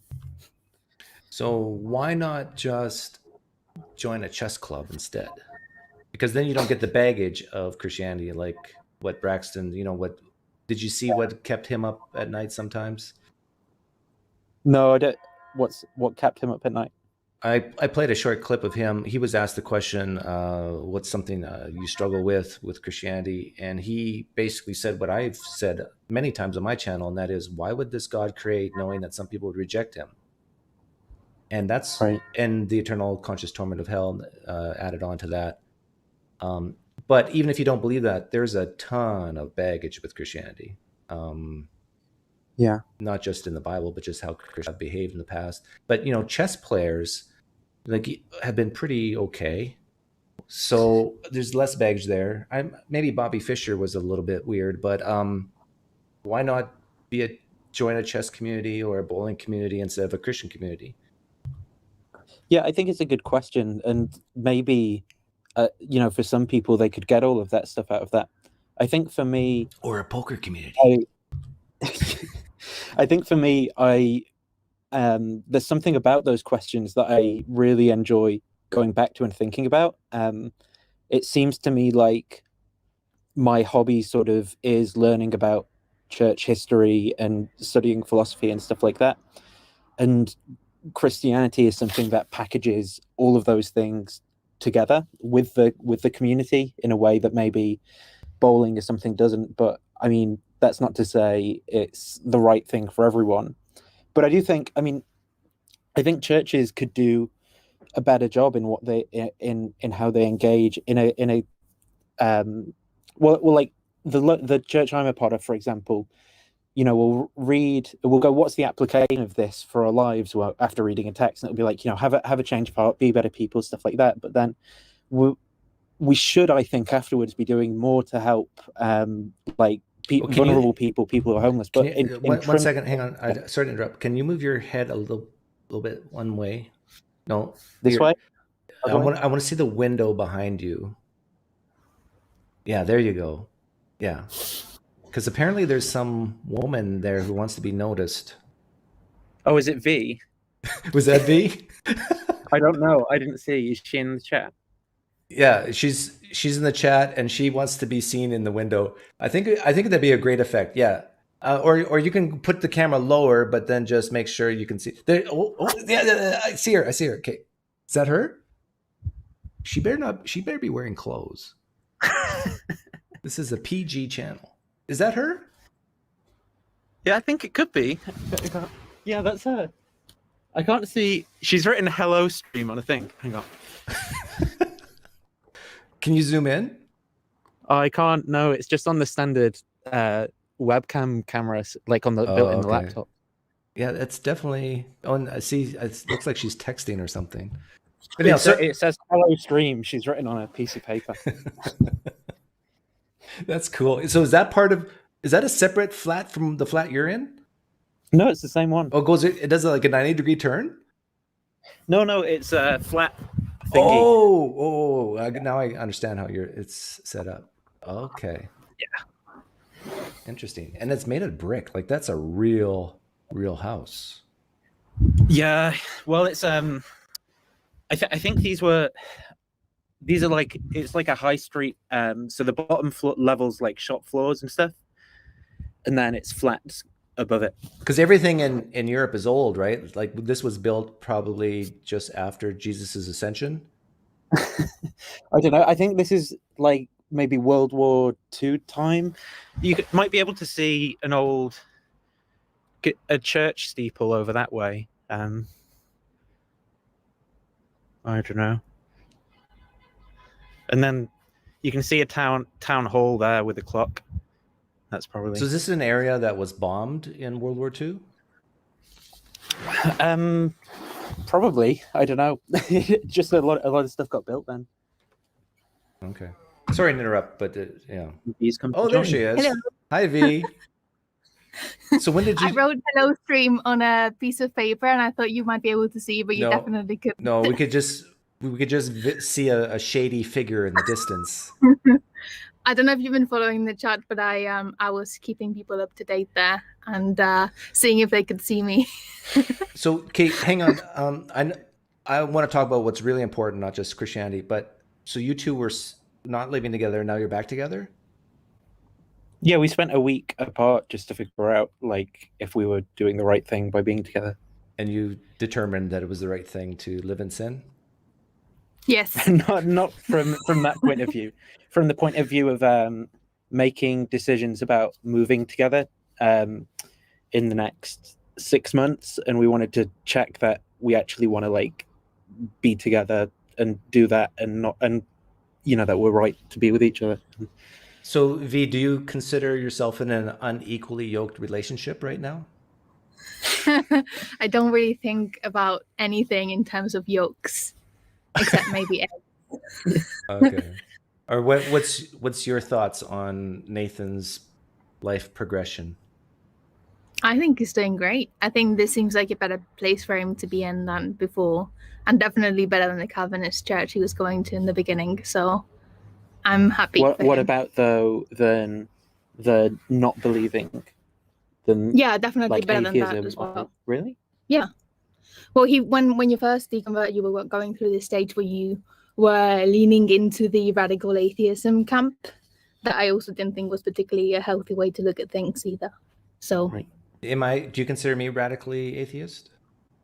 no, not really. You know what she means. Like I mean yeah. more of a like Protestantism without like Christianity kind of thing, where they're like there's a specific type of group of people that defines themselves in opposition to Protestant Christianity, and I don't think that's a particularly healthy mindset, and I don't think that's the best we can do either.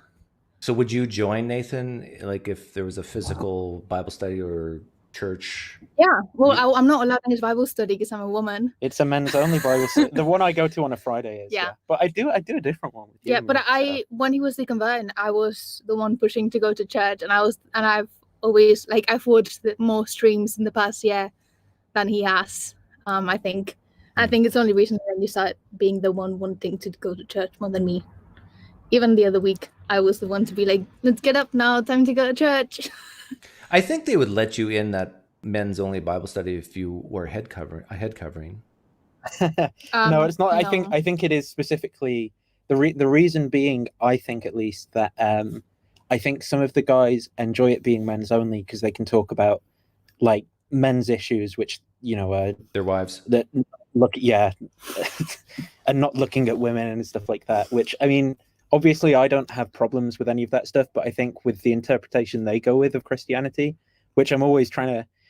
I don't know. I'm trying to push them towards a more like liberal reading of these things, but they really are like, I can't look with sin, and I've got to like thought crimes and stuff, or I'll go to hell. Yeah, I would definitely join, even if they made me wear a headscarf. They just wouldn't let me at all. What do you think they think of you, Nathan? I think in the letter in various letters where someone is sort of saying, oh, and these people, they twist the scriptures to their own destruction and stuff. I think they think that I'm probably one of them as we read through. And you get passive aggressive prayed at as well. I get passively aggressively prayed at because I always say, well, here's a different, like we could interpret this like that, like you've just said, but some people have interpreted this as like a universalist passage when it says God desires all could be saved, and then in the prayers and stuff at the end it'll be like, when we pray that because you do tell us that eternal conscious torment is real, God, so we pray that you'll bring us all to truth and stuff like that. I don't know. I think I hope I'm making progress with some people in showing that people can like you can come to these different conclusions. You don't have to believe in a sort of evil God, and you can get all the good things. So are you as well? I got a couple questions. Does it bother you when they want to pray for you like that, passive aggressively?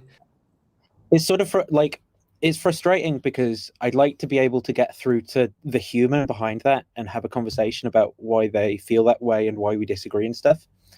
But so it's frustrating, but I also get where they're coming from because I was once, in the mindset that they're in as well. So I can see where they're coming from and just sort of have, I don't know, like empathy for the position and be like, well, I'm just going to try and have a conversation about where we disagree, and maybe you'll see things my way and come around to this position or not. And do you think that some of them might view you as atheist plant, like a spy? I don't think in that group because I was going there for a year and a half as a Christian, and for a while before I actually converted and stuff. So I think that they view me as a person too much, but people who only see me as a public personality through my YouTube channel, especially Christians, because I'm quite against the apologetics approach of sort of like telling everyone that there's only this one way to rationally think about any of these questions and stuff. Because I oppose that, I think a lot of those types of people are going to be thinking, yeah, he's definitely he's just doing this to get in our heads or play a game or something like that. And I'm genuinely not. I mean, if I had the sort of personality where I could do that, I think it would be funny to see, but I'm not actually doing it for those reasons. I genuinely like going to church out of wanting to go and reading the Bible because I enjoy engaging with this stuff, and I'm trying to like figure out my own life. That's a great answer. And did you get the check from the Wichita Home Office the other day? Oh yeah, and I've got a new phone, so thank you, Doug. You're welcome. I'm not suggesting Nathan's on the payroll, but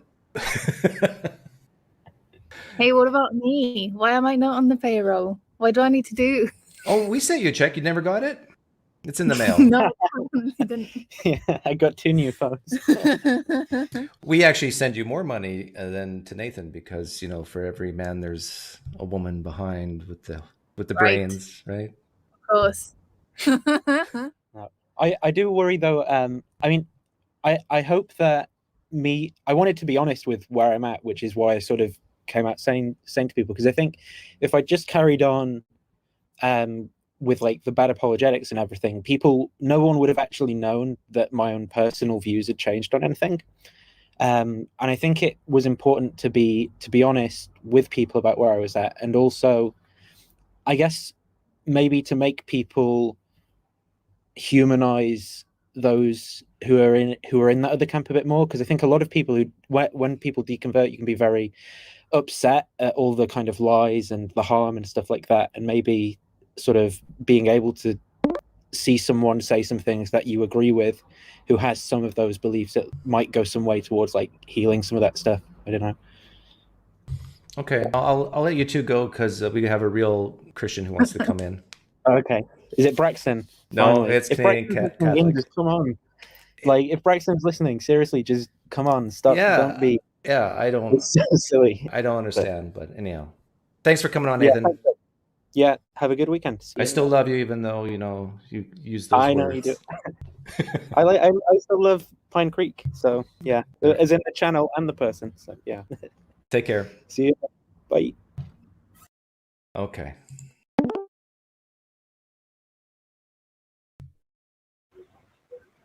Hey, Josh, right? Yeah, that's my full name, correct. Oh, your first name, not your full name. Or is your name Josh, like Madonna, just one word? No, it's Joshua. But that's my first name, yeah. Yeah, okay. You know, a philosopher type dude was in here the other day and was mad at me. You know why? Why? Because I spent more time talking to you than him. He's jealous. People are jealous of you, Josh. I know. I don't talk about exclusive philosophy. I love history too.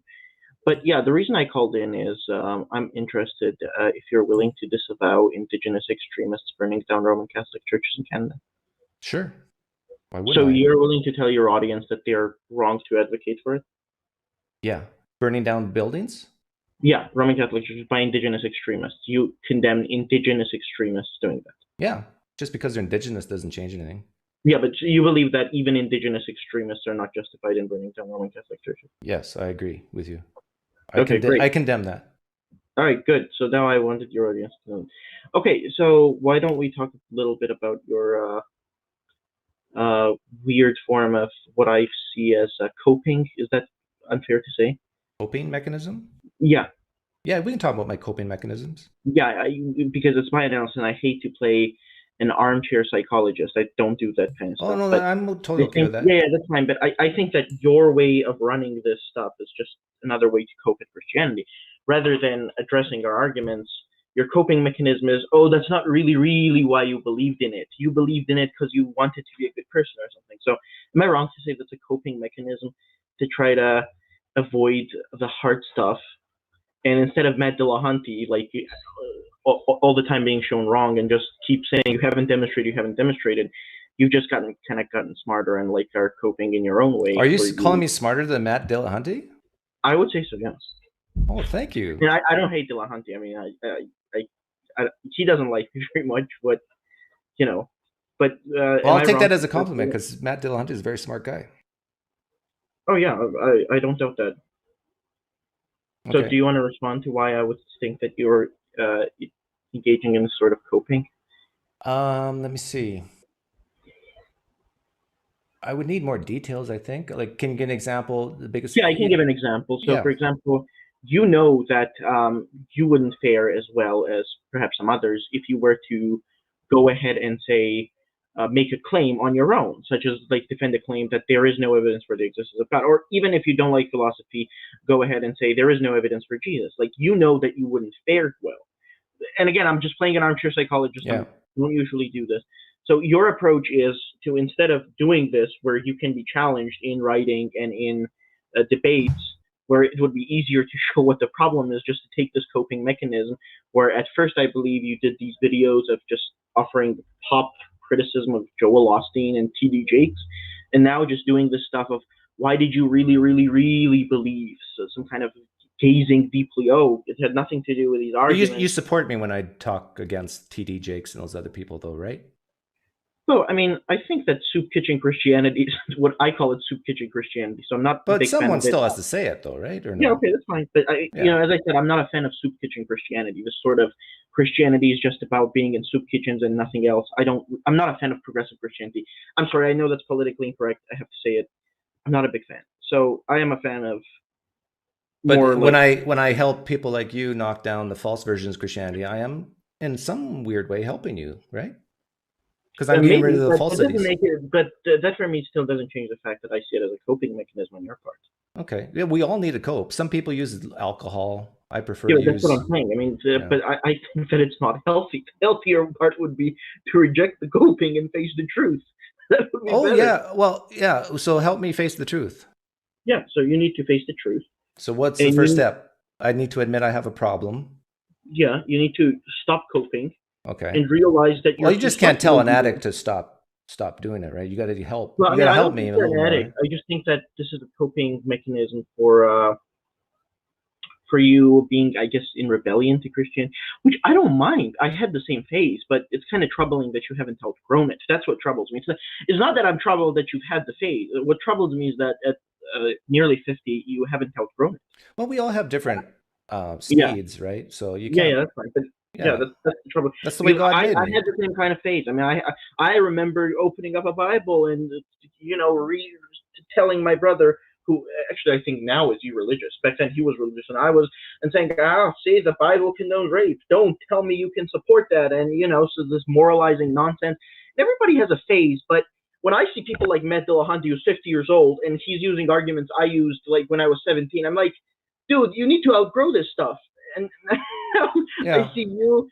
It's time to stop coping. It's time to face the reality and say, okay. But you don't blame Matt Dillahunty or myself, just that we're not as fast as you are. Well, slightly I blame you guys because I don't think that, well, slightly, because I don't think you guys are like dumb or him. You know, I think you guys should have been mature enough. Now, I like maturity myself at like 21, and even I, like a year later, realized, okay, the situation isn't as stupid as I portrayed it. But you and Matt Dillahunty have not really outgrown it. Now, again, I place you a little bit higher because at least you realize that these childish arguments don't work. But you clearly have no excuse. Which childish argument do you think Matt Dillahunty uses that doesn't work? Oh, like when you sit with him, like some have done, like Inspiring Philosophy, they discuss about what God is, and then he's childishly going to say you haven't demonstrated that, when their whole presentation was about demonstrating it. And he's just going to beg the question of, you haven't really, really demonstrated it. Or something. What do you think he means by demonstrate? He usually question begs because the presentation is supposed to be a demonstration. And then the question goes into, what do you mean? But we don't have to stick with Matt Dillahunty. I came to ask you why you could, well, I first came to kind of. Well, when it comes to demonstrations, I think Matt Dillahunty and I are the same. I think what we mean by it is just the way God made us is in the sense that we value certain things more than other people. And one of those things we value more is empirical type evidence. Oh, but you don't have shortage of empirical type evidence. That's not the reason. Like, it's not like you don't have the empirical evidence. It's just that you have your own weird view where God has obligations to. Is there empirical evidence for God, in your opinion? For God or for Christians? Because the answer would be both. Yes to both. Okay, so what would you say is the best empirical evidence for God that a guy like Matt Dillahunty or myself would accept? Well, I'd need to go into it, but I mean, there's plenty. We could talk about first cause type arguments. We could talk about things that would be expected more on God hypothesis and not on naturalism, like teleology we observe and so forth. But aren't those philosophical arguments? Yeah, I don't separate philosophy and science. Are philosophical arguments the same as empirical evidence? Yeah, they're based on empirical facts that happen around. But I mean, this is again just another way. I'm here to ask you, why is it that you are still coping? Oh, I think there's probably a love for talking about the things that I used to believe. Yeah, but you do know that things. I don't know if you were a soup kitchen Christian. I suspect that's the type of Christianity you endorse. Oh no, I was never like a Joel Osteen type Christian, if that's what you mean. Oh, never. You never went into no. Christianity is just about being a good person or some nonsense like that. No. I went to I'd say at least half a dozen denominations. Oh, that's fine. I mean, you know, again, as I said, the thing that people deconvert from are, you see that lashing out. You see people who are raised in clerical faiths and churches like the Roman Catholic, Eastern Orthodox, they lash out against priests and clericalism. People who were raised on, oh, priesthood is just unbiblical, just stick with the Bible, they lash out at the Bible, and so on and so forth. And I'm saying I understand that, but the phase has to pass, right? I mean, it's been. So how do I get that to pass? I'm asking for your help. Everything before. Well, first of all, lay aside heretical doctrines. Lay aside this doctrine that God has an obligation towards you, which is what you hold to when you display your wet napkin or something. I've tried explaining this to you many times, that you need to lay aside the heretical doctrine that God has obligations. I should stop doing that. You should stop holding this heretical view. That a demonstration like... No, but God has obligations to demonstrate. Oh, I've never said that he has an obligation. I've never said that. Okay, good. So that's, if you lay that aside, that's fine. So you lay that aside, and then... No, but I'm still going to say that would help me believe. Is that wrong? That's irrelevant. It's irrelevant, my beliefs? It's irrelevant, yeah. Because what's relevant here is not this would do it or that would do it. What's relevant is for you to face the music, as the expression goes. So how do I face the music? Well, I mean, you know everything. All you need to do is just lay aside the arrogance, snarkiness. But I don't think you're snarky because you're a bad guy. I just think these are defense mechanisms. I'm still not hearing something specific. Okay, I should stop being sarcastic? Well, I mean, snarkiness is just your defense mechanism. Okay. Yeah, those are defense mechanisms. I don't blame you for them because that's your way of defending against. But what you have to do is just, you have everything in front of you. I mean, you could start believing in God right now. Or can you stop believing in God right now? Well, if good reasons were provided for him, yeah.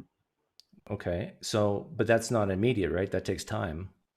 Yeah, that takes time, which is why I am talking to you now after you've been this way for years and not the first day. Okay, so what's the first step in order for me to start believing in God right now? Well, you need to put aside the arrogance. Because you already said I know everything. No, you have everything in front of you. You don't know everything. We don't hold to this weird view that everyone has an innate knowledge of God. No, that's not, we don't take that view. What you have to do is lay aside the arrogance. And the first thing to do... How do I do that? Well, I mean, let's start with your recent videos. It's hard for me to lay down the arrogance when people like you come on and say, I know everything already. No. I didn't say you know everything. I said everything is more. So let's start with arrogance. Here it is, your videos. Let me see here. Okay. About 7 videos, 1 week ago, exactly 1 week ago, you made a video criticizing Alyssa Childers. Now, Childers, I apologize. Now, Alyssa Childers knows more than you would in 2 lifetimes if you live 2 lifetimes. She knows more than me? But I mean, she would know more if you lived 2 lifetimes. Oh, okay. So what does she know that I don't? For example, she has proper exegesis of the Bible, so on and so forth. But let me get to my point. My point is, you make videos criticizing people who are, I mean, I would say above you. Do you agree with Alyssa Childers on her exegesis of the Bible? Well, I think Alyssa Childers holds to views that I deny, but I mean, her exegesis would probably be much more in line with mine. Like, she believes in eternal conscious torment, do you? Yeah, of course. She believes that Jesus flooded babies. Do you, during the flood? Well, I don't believe in a global flood, but yeah, I believe in a local flood. But that Jesus killed babies. Do you believe that? Yeah, I do believe that. Yeah. Okay. So you I believe agree Jesus, with capital punishment. she believes, and she also believes that in 1 Kings 18, Elijah prayed to Yahweh to light up soaked wood. Okay. Do you believe that? Yeah, of course I believe that. I don't know why it surprises you. Well, yeah, I'm just making sure that so, you and Alyssa again, are... there you go with the arrogance, right? Now, she believes that Roman Catholicism is not the true... I mean, that it has faults in it. Are you agree with her on that? No, I would not agree. She doesn't believe that the Pope is infallible. Do you believe the Pope is infallible? Of course. Okay, so you got differences there. So, yeah, that doesn't. But you want me to be more like Alyssa or more like you?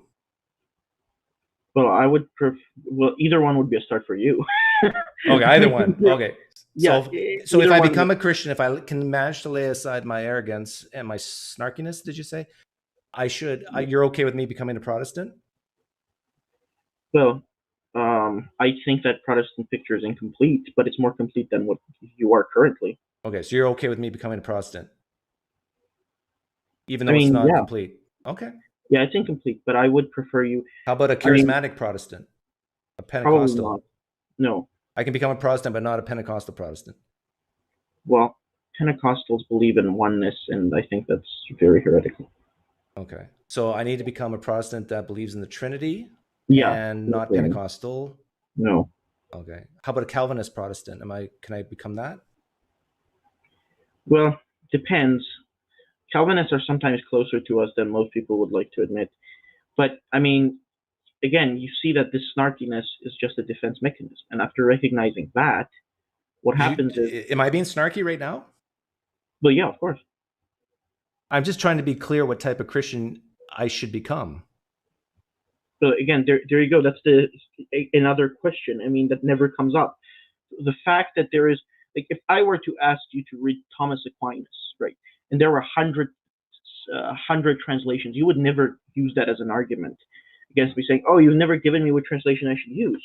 And for some reason, now it's dissuading you to be a Christian because there's 100 versions of it. Like, I don't get it. It's just some kind of weird argumentation that's a combination of some weird form of special pleading and a weird form of just nonsense. Like, why does the type of Christian concern you? I mean, our disagreements have nothing substantial to do with what you believe, right? I mean, the things that you are having trouble with... Well, it gets to the epistemology, right? Yeah, but listen, the things that you have to believe have nothing to do with Roman Catholicism or papal primacy. These are all... There's not for you, not for you. Yeah, it does for us. For us, it matters. Of course, I would maintain Roman Catholic primacy in all cases. But for you, none of this matters. All of this is just a sidetrack excuse and a coping mechanism to try to say, oh, you guys have to figure this out. No, but I'm being sincere. But you have all of the evidence in front of you. But this is a sincere concern, because if Christianity is true, then we have to ask the question, how do we know it and what version? Right? Yeah, I think so. And that's what led me to Roman Catholicism. But that's not a concern for you right now.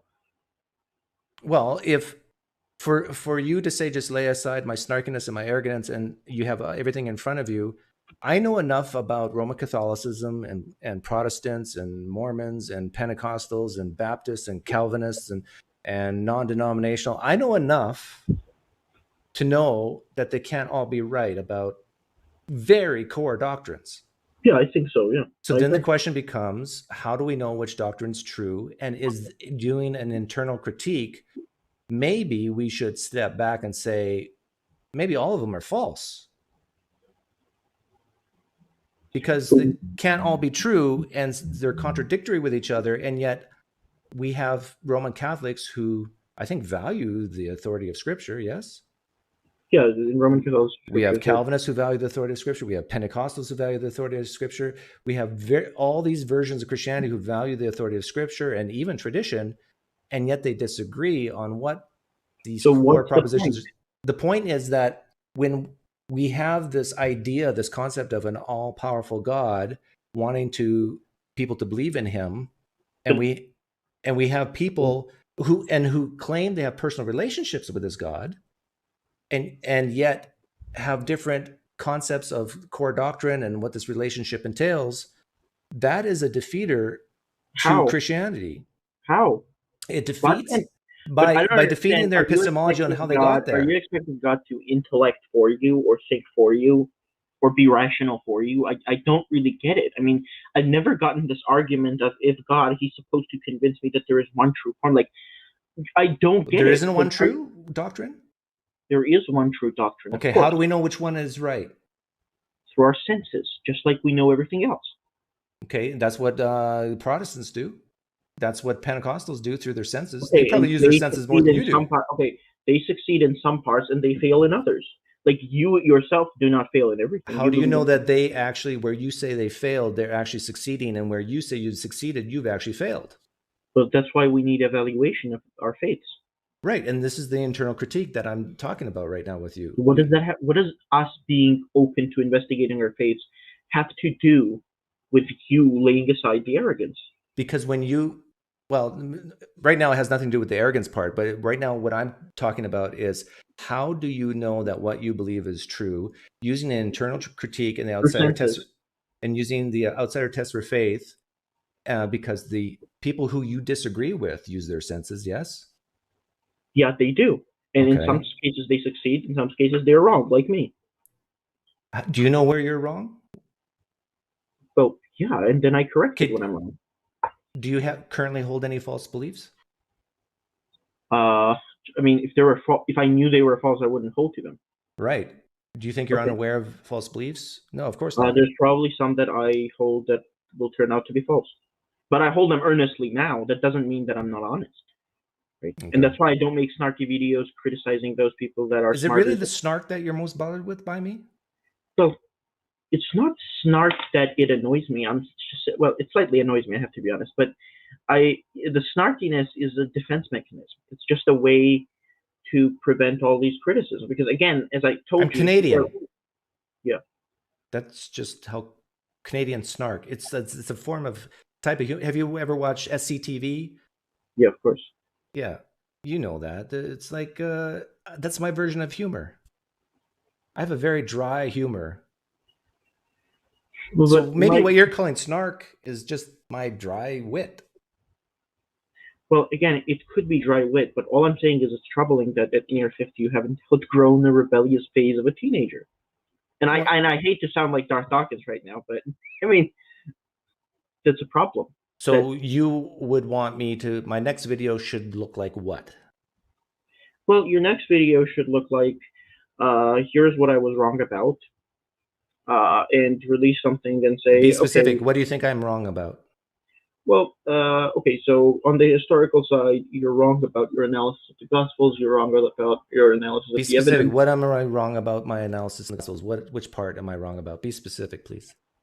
That the Gospels and the events described in them do not point to a probable supernatural event that happened 2,000 years ago. Well, that's very general. Can you be more specific? What specifically do I say that you disagree with about the Gospels? Well, you've said that, well, not just the Gospels, the New Testament, but the Okay. Gospels specifically. You've said that the evidence in the Gospels that we've adduced with people like me, well, I just follow in the footsteps of Chad, does not sufficiently warrant you to consider the credence of Christianity. Yeah. Now, what's sufficient So you to have one to say that person? maybe I was wrong about that, and say, well, instead of criticizing, I should have engaged it this way, that way, and something. I don't expect you to be like, I mean, you know. Can we not just, as two reasonable people, disagree on what's sufficient? Well, we could disagree, but I don't think that you're disagreeing on good grounds. When I don't think you're agreeing, I don't think you believe on good grounds. Can we just agree to disagree? Well, obviously, that's what we're going to do at the end of the day. But Well, my yeah, point then- is that kind of reasoning is part of your coping mechanism. So you think that the New Testament is sufficient evidence to believe that Jesus is who he said he was, right? Well, I wouldn't say that exactly, but I'm saying the evidence we've adduced is more significant than any kind of religious claim we've had before. Yeah, and I would say it's not sufficient, and so we can just agree to disagree. You can go on your merry way, and I'll go on mine. Yeah, that's another coping mechanism, what you do at the end, right? Which is just to, I'll be happy with you being a Christian, but guarantee me that you are going to allow me to be an atheist. That's another way of coping. That's all I'm saying. That's all I will not don't push like. back against you on that. If you want to say I'm coping, that's fine. So that doesn't offend you that I think you're Or coping. did you mean it as an offense? Well, not really, but when people... Not really? when I tell people... No, Are I you didn't trying to mean- hurt me, Josh? No, I wasn't trying to hurt you, but I'm interested in why you don't think that that's a problem, that at near 50 you have like teenage arguments that I had when I was 17. Well, I don't think that I'm having teenage arguments. I play videos of apologists who call themselves Christians. I don't know if you view them as Christians. Like I played Warner Wallace just earlier, and I just make comments on them. Do you think that's childish?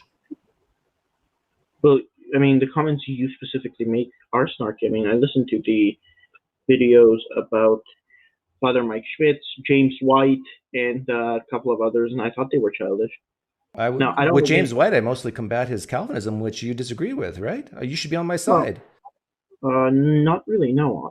I disagree in some parts with Calvinism, but we agree on others. Okay. But so am I being childish when I make Calvinism? You called him the king of bloviation when you wouldn't know a quarter of what he knows in 2 lifetimes. You don't think that's snarky? But do you think I'm childish when I combat Calvinism? Well, yeah, I do think so. You do? Yeah.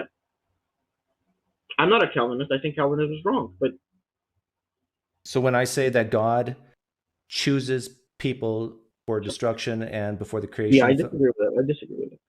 Yeah, you don't believe that, right? No, I don't believe and that. when I point that out to... But you don't point it out for my reasons. You point it out for coping reasons.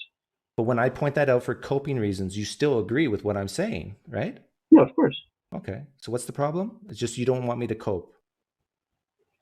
Well, it's troubling that at near 50 you still are.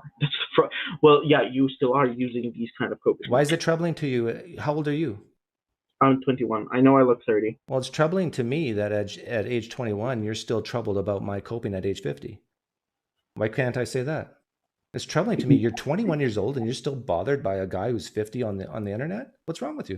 I mean, I'm not losing sleep over it. I'm just tuning in when it shows live, and I'm expecting one day for something like... So it's not a huge issue for you then. If you're not losing sleep. No, it's not a huge issue for me. It's a huge issue for you because it's not me who's going to hell. I'll tell you what. Why don't you let me worry about the issues about me, and you worry about the issues about you? I mean, that's the way it is, but that's the way it is. Okay. Am I wrong? Is it wrong for me to point these things out? No, you can point it out, but I think we've pointed it out 20 times now in the last half hour, so I think we're done, right? Okay, that's all I wanted to say. That's what I consider doing. Well, I thank you for your concern that I'm still coping at the age of 50, and I'll be... Well, I thank you for demolishing your audience by condemning indigenous extremists for burning down churches. Oh, did someone in my audience, are they for... Yeah, they were supportive of those. But anyways, well, I don't hold against them. It's just probably snarky coping. I'm against arson. Of course. Yeah. All right. I'll see you later. Okay, take care. What was that? That was fun, though. But anyways, hey, Druff, you're on. You got to turn off your other, yeah, and I'll unmute you when you do that. Yeah, he's 21. And he's still worried about a guy who's 50. And I started bawling before that. So did I. No, the real question is, do you play spades? I have in the past, but I haven't played in a long time. Why, is that your game? Oh, yeah. I really want to know what you gamble on. That's pretty much it. Oh, yeah. Well, poker's not gambling, but what do I gamble on? Oh. Yeah, what do I gamble on? I don't gamble much anymore. I guess I gamble by letting people like Canadian Catholic on. That's a gamble. I'll say you don't have a vast encyclopedia in your background, so you're stupid. Yeah, probably. But I've been tested. 21 still blows my mind. Well, that's all I got to say. Where are you from? I hear an accent. I'm from Virginia. Virginia. Okay. Are you a subscriber of mine? Yeah, a little bit. Best, yes, I guess. Do you like me or not like me? I like you. Okay. Are you a Christian, non-Christian? Not Christian. I mean, I grew up Presbyterian. Oh, I'm sorry. But, But you're no longer a Calvinist? Yeah, no. Like they didn't really preach that when I was growing up. It was like, Okay. Was there anything else you wanted to say other than that you're shocked that he's 21? yeah, that's pretty much it. Okay. Well, thanks for coming on. Thanks. Bye.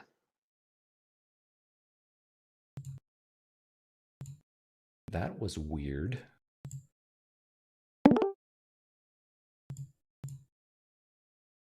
Calvinist. Hey, James.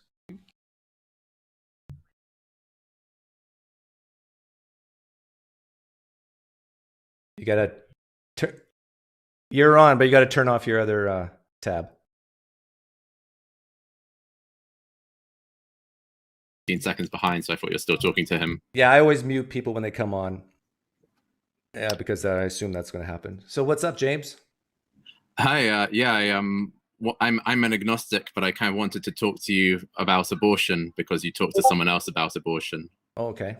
It's a tough issue to talk about. True. What do you want to talk about? Well, I thought you said something that's not entirely accurate. When you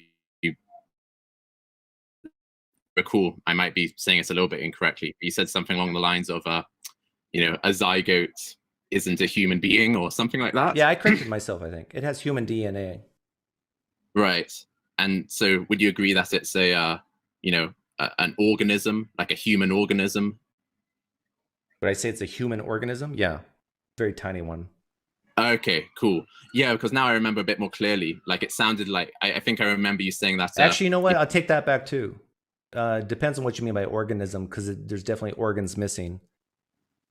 Oh, right. Well, yeah, so yeah, it's not a human organism. I take that back. Okay. Yeah, because so just to clarify, like I remember you saying that like your cheek cell, this was the example you gave when you were talking to someone the last time I saw you. You said like your cheek cell isn't a human any more than a zygote is, something along those lines. Yeah, I misspoke. I should have said any more a person, but it has the DNA, human DNA. Yeah. Okay, cool. Well, I'd still kind of push back on the idea that it's like not an organism because like scientists kind of they consider conception to be the beginning of the sort of human reproductive life cycle, and so after conception, that's when you have like a new organism, and I can send you some links to kind of with like quotes from. What do you think I'm disagreeing with you on? The organism part? Yeah, I think that's. Well, I'm defining organism very crudely right now as a bunch of organs put together. Well, yeah. So does a zygote have a heart, liver, kidney, lungs, brain? It doesn't. It doesn't. But that's not really what is normally meant kind of by organism, though. Like, okay, what do you mean by organism? Normally, what's meant is kind of a life form, like an entire life form. So for single-celled organisms, like the zygote's not an entire life form.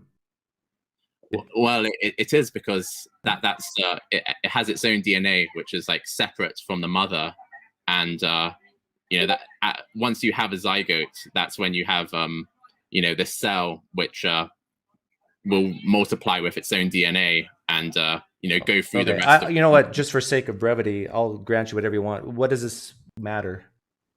So what matters is that often kind of in the normal kind of discourse in sort of society, especially among people who are kind of brought up in a kind of not very religious way, like I kind of was, kind of we often get told a kind of a reframe of, oh, well, it's just a lump of cells. It's not even really alive, that sort of thing. And I think this is kind of scientifically misleading people, and it's not entirely accurate. So I'm kind of wanting to sort of push back on when I sort of things like that. I think the reason why people say it that way is just to give perspective of value. And this is why I think the thought experiment about the burning medical clinic is a great one, which I'll have you heard it? Yeah, I think so. Yeah. And it points out that we humans, I think, intuitively value things differently on different levels. Not to say they have zero value. I'm not saying a zygote has zero value, but compared to a dog, a full-grown dog, a service dog, or a police dog, that zygote is worth almost nothing to me compared to that dog. What would you say guides your intuition of what you consider, why you consider it less valuable? Based on what it can do. Okay. Now the potential. Now the potential for that zygote, like if you have, let's say in vitro, like my wife and I went through in vitro and we wanted children, we desired children, that zygote will have high value to people who want a baby in the future. But at that moment, I really find it difficult for any human to disagree with this. At that moment, there's more value of a dog than a zygote. At that moment, what Christians or other people who talk like the way you're talking, it's more about what it can become, right? And that's where its value is the potential.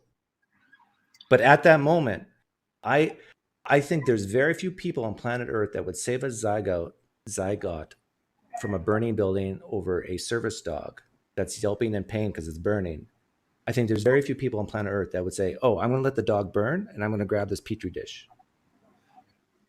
Am I right or am I right?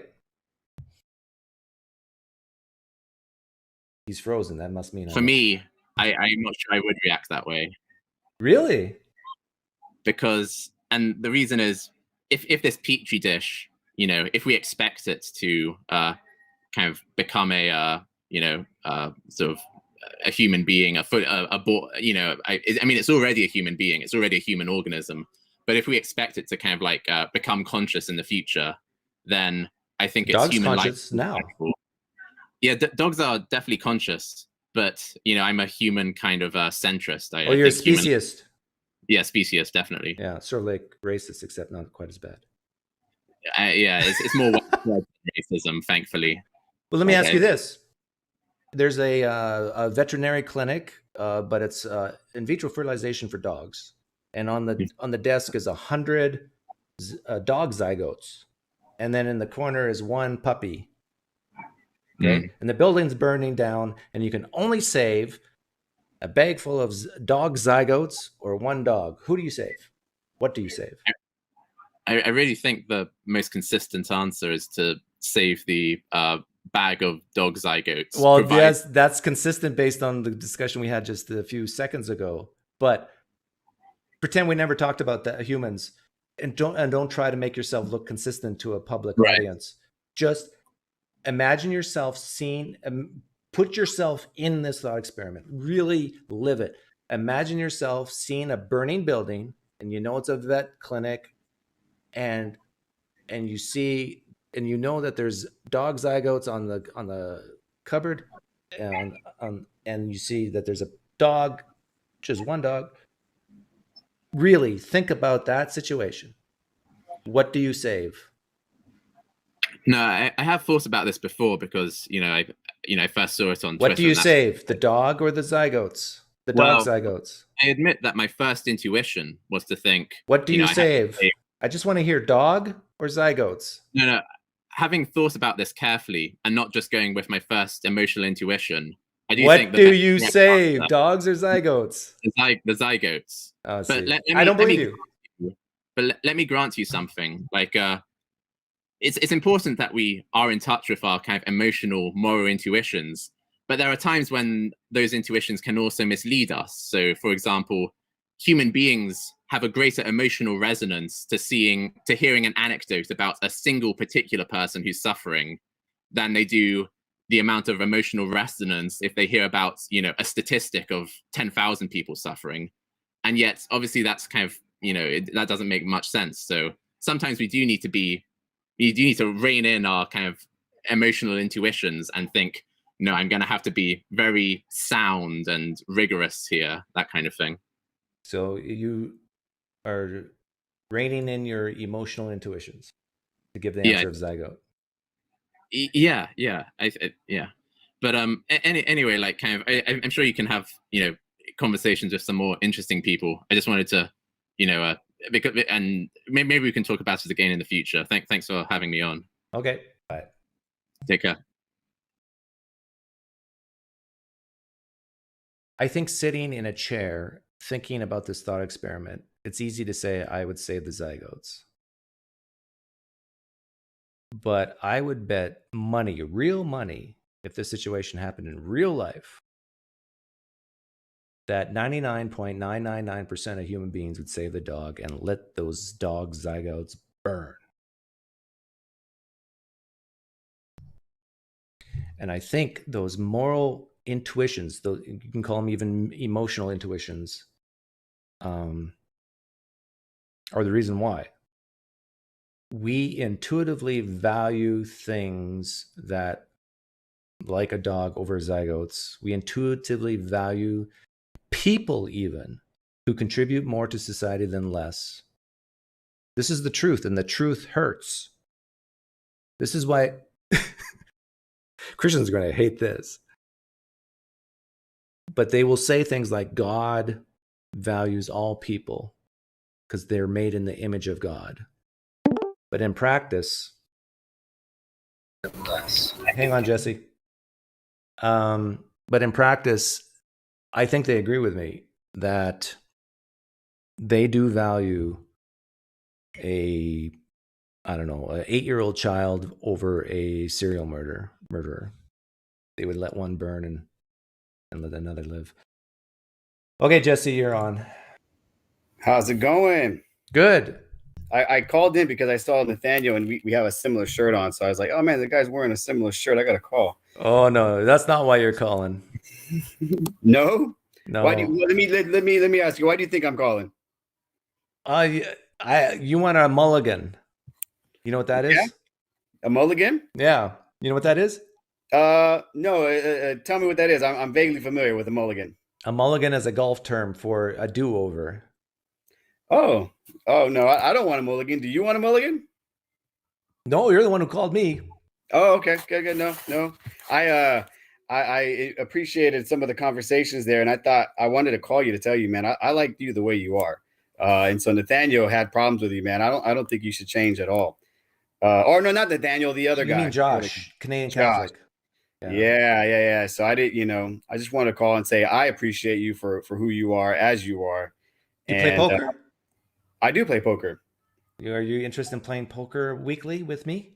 Weekly? Or whenever you want? I would join. Yeah, I would join a poker game. Is it Texas Hold'em? Yeah.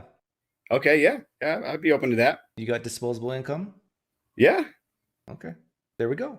All right. Yeah, I'll join you. But I'm calling. I like your thought experiment. I always like all your thought experiments. But I don't know if you remember the last time we spoke, we did have a good thought experiment, and it kind of is taking on this conversation now with the petri dish and with zygotes and then the one live puppy and all that. It made me think of you conceded last time that you would sacrifice one of your children for the sake of 9 of your other children. Yeah, it'd be tough. Remember that? Yeah. Yeah. But I would probably pick the child that is giving me the most grief. That's pretty good. But no, so with that, and you tied it in, and I thought about when we had our conversation, you started talking about the scripture, about the narrow and then the wide gate and everything else. Yeah. And I was just thinking about, all the stuff you're talking about right now is a tie-in because, marriage, I would just say your marriage right now, you enjoy your marriage, right? Yeah. I get coitus once in a while. I told my wife about that. She said, "You didn't know what coitus was?" I was like, "Man, I never heard that term before. That's crazy." But good. I like that. But let me ask you, do you plan on getting a divorce anytime soon? No. Do you don't want a divorce at all? No. No? Why would I? It's not in your future whatsoever. No way. Is it? No. You said right now. You said now you're saying future? Oh, I can. Well, yeah. Would you think about a time in the future that maybe you might conditions in which you might want a divorce? Yes. Yeah. And when you got married, did you think about that possibility of getting divorced? And does it come up often in your mind? I thought of the possibility, but it didn't come up often. I do remember telling my wife before we got married, and maybe even weeks before we got married, that you do realize marriage is not easy, right? And that we're going to have really hard times. And if you really, and I also told her, I think something like, imagine all my strengths go down 10% and all my weaknesses go up 10%. And if you still want to marry me, let's go for it. Oh, wow. And she said, yeah, huh? So we went in with the correct expectations. Most people get divorced because I think they have faulty expectations. They have this vision in their mind of what the spouse should be like, and or that this spouse is going to change, or this spouse will never change, or whatever. Yeah. I understand that. But when we put those two together, I do want you to realize you have a good understanding of the story of God and the biblical nature of who he is. And Josh said, the Canadian Catholic guy said, I know everything. No, I mean, yeah. I mean, he was a funny guy. He's very complimentary. Yeah. Roman Catholics, man, that's crazy. But what I wanted to tell you is that you brought up that scripture. So I wanted to just throw another thought experiment out or not maybe a thought experiment, just the response to how you use the narrow and the broad. And I would say when we look at like all these churches and religions and everything else, and we look at agnostics, atheists, I think the rate right now was like 70 or 80% of all marriages end in divorce, whether it's in the church or whether it's not in the church, or, I think that's a little high, but I think the last number was really high. It was like 70% now. It was ticking up. It's been on an upward But some trend. of those are people who've been divorced 2 or 3 or 4 times. So you gotta, if you look at unique individuals, if they've been divorced once or more, is it that still that high? I don't think so. I think it's closer to 50-50. But anyhow, what's the point? The point is that when you move into your making a decision to get married, is that broad is the way that leads to divorce, and many find themselves into it, and narrow is the gate that leads to a successful marriage and one that does not end in divorce. But the point is that you would still pursue marriage, even with the thought that maybe divorce could be an inevitable end. Okay. I see what you're doing. You're making a parallel between marriage and Christianity. Not Christianity, because I mean, I'm just the divine connection between the Father and you, the Son, and the daughters.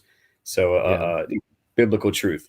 Because I mean, I we can't get in the conversation here, but I definitely reject. Yeah, I see your point. That's a good one. The difference is the consequences of divorce are a little less severe than the consequences of some versions of Christianity. Well, that's why the thought experiment of sacrificing the 9 for the 1, you'd still concede that you would still do that, though, right? Yeah, if I had to. Yeah. Okay. What if you had that's a 9-to-1 ratio? So would you sacrifice 100,000 of your kids for the sake of 1 million of your other kids? Yeah. Yeah. The more kids you have, the more less likely you're going to love each individual. Okay, so it becomes easier when you make it bigger. But see, from your vantage point of understanding life and the value of it, you're willing to lay something on the line for the sake of the many. But let's be clear what the hypothetical was. It was the same as the hypothetical with the zygote and stuff. It's you have to choose one or the other. What would you choose? So that's part of the hypothetical. And the hypothetical draws out the vantage point of understanding that you what you value and what you have to do. You do agree that if God is who he says he is, and he's revealed in his word, that this is something that he obviously understood, that for humanity, he would have to sacrifice himself essentially for the sake of all mankind to have an opportunity to receive. Did you hear my little bloviation part on Braxton Hunter? No. Okay. He was asked the question, what does he struggle with in Christianity? And he said, the whole idea that God created in the first place, knowing that some people would go to hell or reject him. That's his challenge, is that he doesn't understand why God would create. No, he has answers for it, of course. But this is one of the things that out of all the things to doubt about the Christian doctrine, this is what he would say. So he basically said, all this narrow gate wide thing is irrelevant if God never created. Yes. Well, that would be the vantage point of God himself. So he has a superior vantage point that this guy, did you say Braxton's his name? Yeah. Yeah. He has a different vantage point than Braxton has, obviously, as the creator. Yeah, that's granted, but still. Yeah. Would there be any sin? I get the natural part of it, PineCreek or Doug, is that naturally, humanly, I can't see from that vantage point. So I would wrestle with that. Sure, I can. Well, let me ask you some very pointed question. Do you believe that God's okay with just a little bit of sin? No, he's not okay with a little bit of sin at all. So even just the tiniest, like here, I just got, see here in my hand, I don't know if you see it. I just scrunched up a little ball. God's not okay with that amount of sin. Did God know there'd be a whole bunch of sin when he created? He understood. Well, I don't see sin Did he as know? sin. We'd have to define sin to make sure we're talking about the same thing. But yes, did he know that his creation would rebel, and for that sake create the method in which the creation can receive its status. So let's review. Right? This is very simple. You know what I mean? This is very simple. God, the answer is yes. Yeah, God is not okay with just a little tiny bit of sin, and he knew that if he created, he would get a whole bunch of sin. That is an internal critique. That's a big mess for you. No, but God knows the result. The God knows what he's getting in return. Right, well. A whole bunch of sin and some narrow path people. Correct. Yeah. And narrow over generations and over time and over everything that we've to the point we're at right now and to the future 1,000, 2,000, 5,000 years from now, for those that receive and are redeemed and are welcomed in through their confession of faith and their God is all loving. God is all just. God can see the future. He's all powerful. He's not needy. He's self-sufficient. You agree with all those things I just said? Yeah. Okay. And yet he chose to create something that would lead to pain, evil, and suffering and sin, which he's not okay with.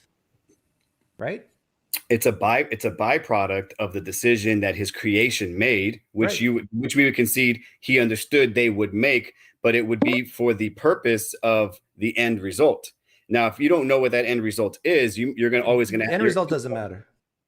It has to. No, because what you believe about the future will always determine how you live your today. If you agree that God's not okay with this little tiny pebble of sin, and he knows with 100% certainty that if he creates, he'll get way more than that, why create? Because he's already created the ability to eradicate that sin in the world, and he already did. No. So that sin is most powerless. People would reject that solution, right? Yeah, most people would be wrong then, because that sin that you're carrying in your hand has already been defeated and has no power right now whatsoever. Oh, no. This sin has a tremendous amount of power for the people who take the wide path. Yes, it leads to their destruction. Sin separates, yes, and leads to death eternally. So you, as the creation, Doug, and those that are listening, are making a conscious decision. When you have been presented with the truth. All this is irrelevant to my point. My point is, before the creation, God had a decision to make. And you said that he's not okay with just a little bit of sin. He knows sin's going to enter the world if he creates. Does he have to create? Is he needy? Does he have to? He gets to. He desired to, right? He desired it. He desired because he doesn't start anything that he hasn't finished first. So when we read about his nature and his characteristics, we understand there's nothing that he begins. Did God desire people to perish in hell? No, he does not desire for people to perish. Did God know people would perish in hell by creating? His creation, his sons and daughters, yes, he knew that they would reject him, just like your children would reject you. So does God desire to create something that would lead to people perishing? No, he doesn't actually. That's the paradox. He does not desire that. He wills, and he's created. I don't call it a paradox. I call that a contradiction. Well, it's not. I would agree with you there, Doug. I mean, I would definitely. I feel for you in that it doesn't seem like a paradox. You agree it's a contradiction? I would give that to you. That it seems like a contradiction. So why do you believe contradictory beliefs? I don't believe in because in my understanding, when God speaks to me and he's revealed this to me, I understand that it has to do with the ultimate future and to be able to see with your heart and not just with your eyes. Living by faith you can bloviate me now, but that's really the paradox, is that you live. You're focusing on the ones who've chosen life. You're focusing on them and saying that overcomes or makes up for all the other stuff. No, it doesn't. If God doesn't want any sin at all, yet desired to create something that he knew with 100% certainty would lead to sin, that's an internal contradiction with your worldview, and you need to let it go.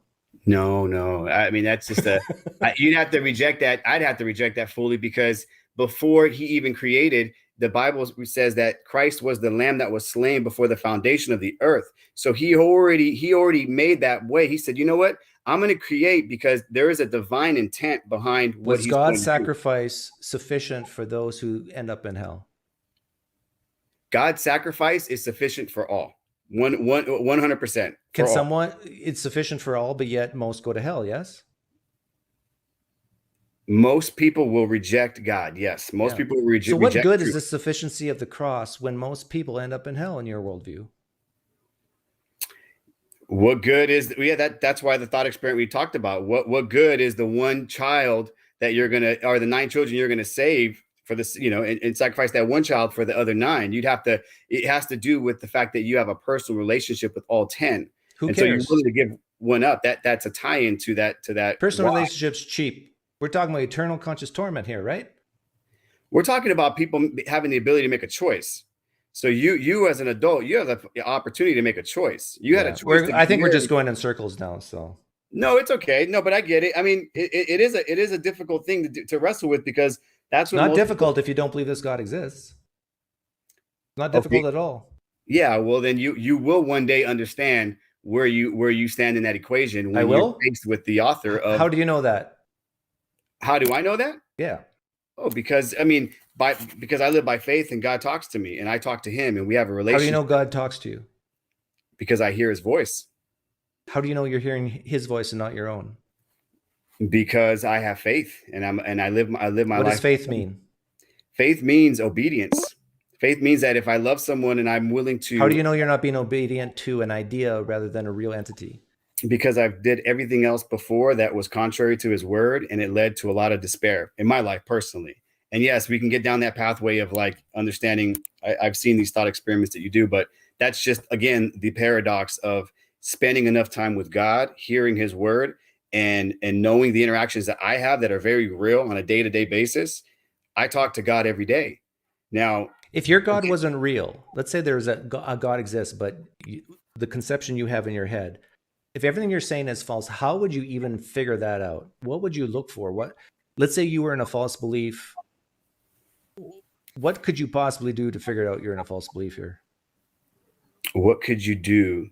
Well, I mean, we have one Bible. Yeah. Again, this goes down the road of why there's so many denominations. You know, you have one Bible. But let's say it's true that a God exists, but the version of God that you obey, worship, let's say the Bible's false. How would you even start to figuring this out? What tests would you do? Yeah, that would well, that's a tough question to answer. I have to think about that. Well, here's a different version of the question. Let's assume God is real, but your version of God in the Bible is false. How would you explain everything that's happened to you in your life? Can you do this on the contrary for yourself? How would you explain that God didn't exist with your life, and would you be able to? No, the contrary to me would be that it's true that God exists, and I've rejected it. How would I explain this? I would say that I basically have been put in situations in my life that led me to value certain evidence over other evidence, to look at the Bible in a certain way, to never give it the benefit of the doubt, to not investigate miracle claims enough. That's how I would explain it. But what? Yeah, the evidence would be the key factor, right? Yeah. So I just did it of how I could be wrong. So the markers would be, okay, I need to investigate this or that, and look at, for me, miracles is a huge one. And so maybe I need to, I don't know, spend a year and $100,000 and travel around the world and really investigate every single miracle claim. And then maybe I'll change my mind. You did say your markers for miracles are very, very high. I do remember that. Yeah. So that's my answer. What's your answer? So your God is false. How do you explain these voices, the leading, the changed life? How would you explain that? Given that your God's false, the Bible's not true. Yeah, man, that's a hard premise to go off of. I mean, I can talk to about when I did not have the faith that I have about the Bible being true, what it was that led me to God. I mean, that on the flip side of you, I didn't need to go, study all the miracles and everything else. I actually got to a place where I listened to the word of God. I didn't read it. I listened to it audibly. No, but I'm asking you, how would you falsify your beliefs? How would I falsify my beliefs? At this point, I can't unsee what I've already saw. So it's one of those things. Okay, think about that. Think about that one thing that you've seen in your life. Now, given that your God is not real, how would you explain that? That one thing that you're thinking of that you've seen in your life that was powerful evidence for God in your mind. I'm trying to work with you, Doug.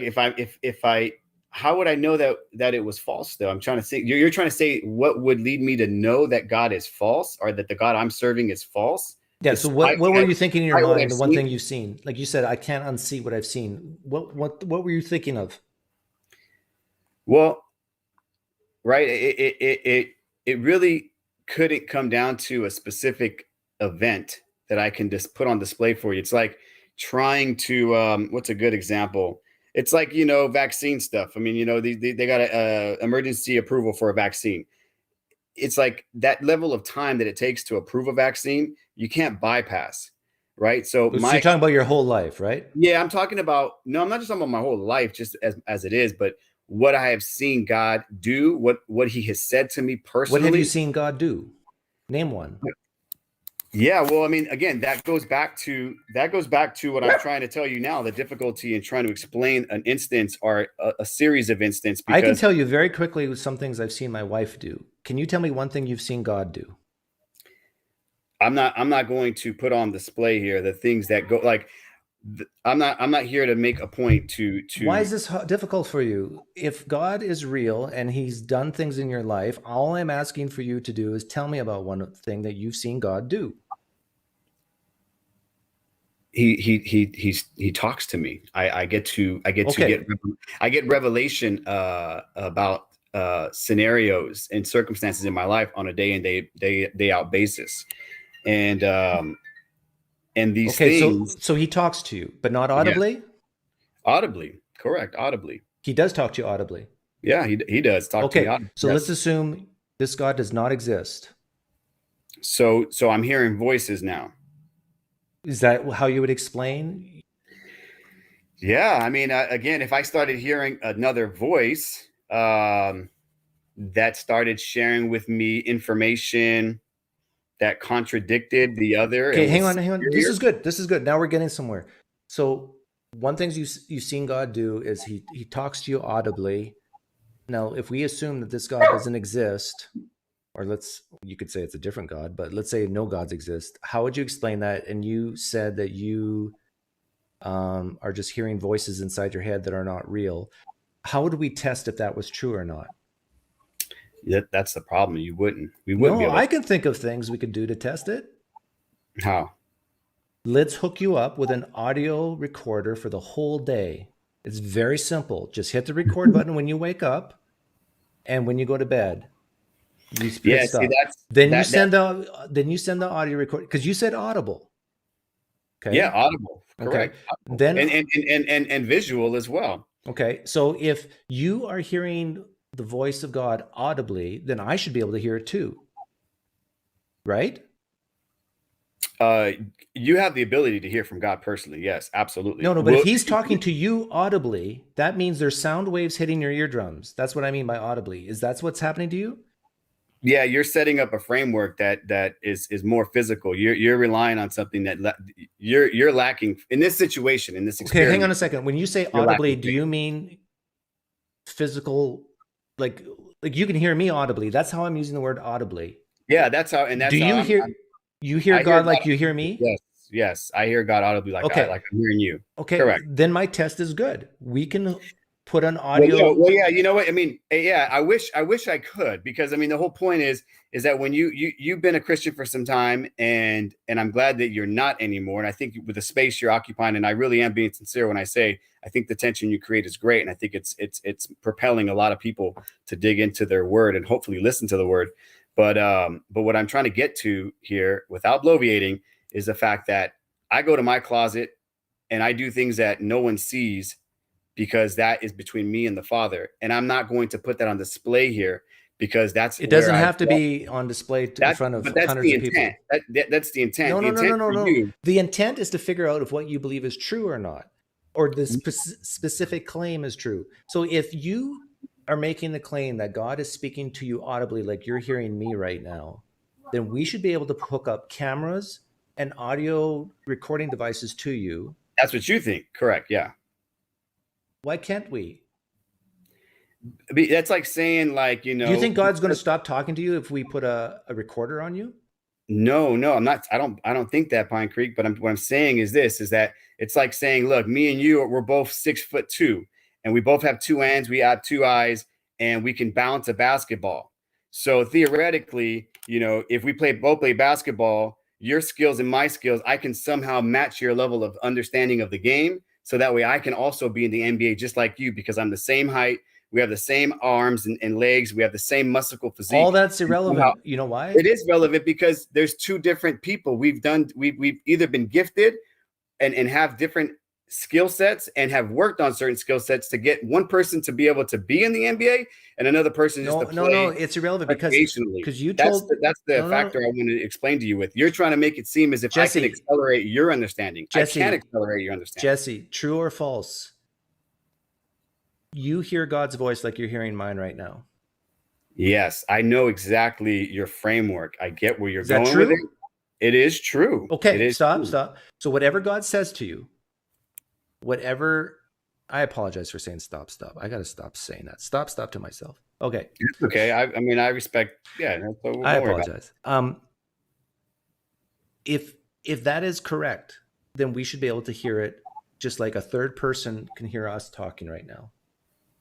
Right? Would you agree with that? Yeah, I agree with the premise that, you know, ideally, yeah, if someone's talking in a room and I'm in the room with you, I can hear what's being said. Right. But at the same time, do you value truth? Like, if it were true that God's not speaking to you audibly, do you want to know that? If it's true that God's not speaking to you audibly, would you want to know that truth? It's just a weird question, but yeah, I guess, you know, if, like I told you, the only thing that I can think of if I'm trying to understand and try to, you know, participate with you is that I'd have to hear another voice. That not only was I also able to hear it, but it also, I was able to resonate in my spirit and my soul would feel a connection to, because I know what Satan sounds like, and I know his voice, and I know how to reject his voice, and I know God's voice. And so, you know, there is a scripture that, you know, my followers, they know my voice. I know God's voice. So I know what you're trying to do. I mean, you're trying to do a lot like what Satan did to Jesus in the wilderness, which was, if you're the Son of God, you know, turn these rocks into bread. If you're the Son of God, throw yourself off, because when's the last time you heard God's voice audibly? Today. How long ago? Hours, minutes? Today. I mean, suffice it to say, I've heard his voice today. I hear his voice every single day. Do you think you'll hear his voice tomorrow? I know I will. Because I stay in his word, and I listen to audibly his word. Though. I'm talking not just audibly as well. Yes, connect. And I speak to my Father in heaven every day.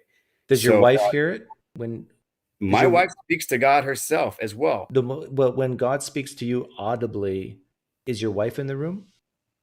She is sometimes in the room. Correct. Does she hear the voice too? No, she does not. Because when God is talking to her, I don't hear those conversations, because that is a unique conversation relationship that my wife has with her Father in heaven. Same likewise to me. That's the difference between understanding truth and trying to reason with, you know, some of the facts. But if your wife was in the room with you right now, would she be able to hear me speak? Of course, Doug. She would be able to hear you. But she can't hear God speak to you, even though it's audible. No, she cannot. She cannot. So you're saying that you're hearing something that only you can hear. Now here's the thing, Doug, do you believe me, or do you think I'm lying right now? I think you're sincere. Okay, but do you believe me?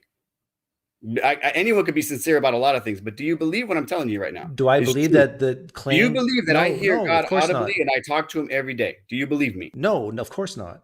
Okay. All right. So there you go. So I don't believe there's a God. Okay. All right. So I now, do I think you're a bad What person? would it take for you? Now, let me ask you this. Let's play the thought experiment Yes. with you. Right? I love this.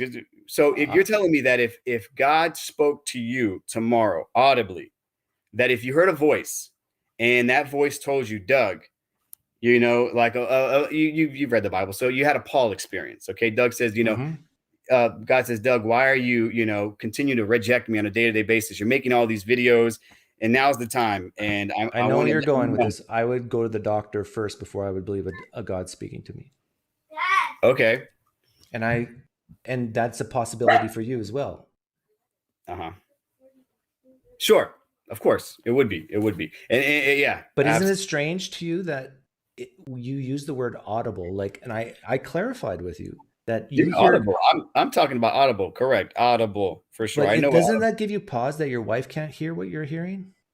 No, because I don't freak out because she hears from God herself, and I can't hear what God is telling her.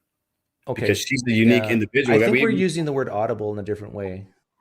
You may think so, but I think we understand what we're talking about audibly. You're saying that you have a special recording device in your brain that can hear God's voice, but if we put an audio tape recorder in your room, it wouldn't pick up God's voice. Is that what I'm hearing? Yeah, sure.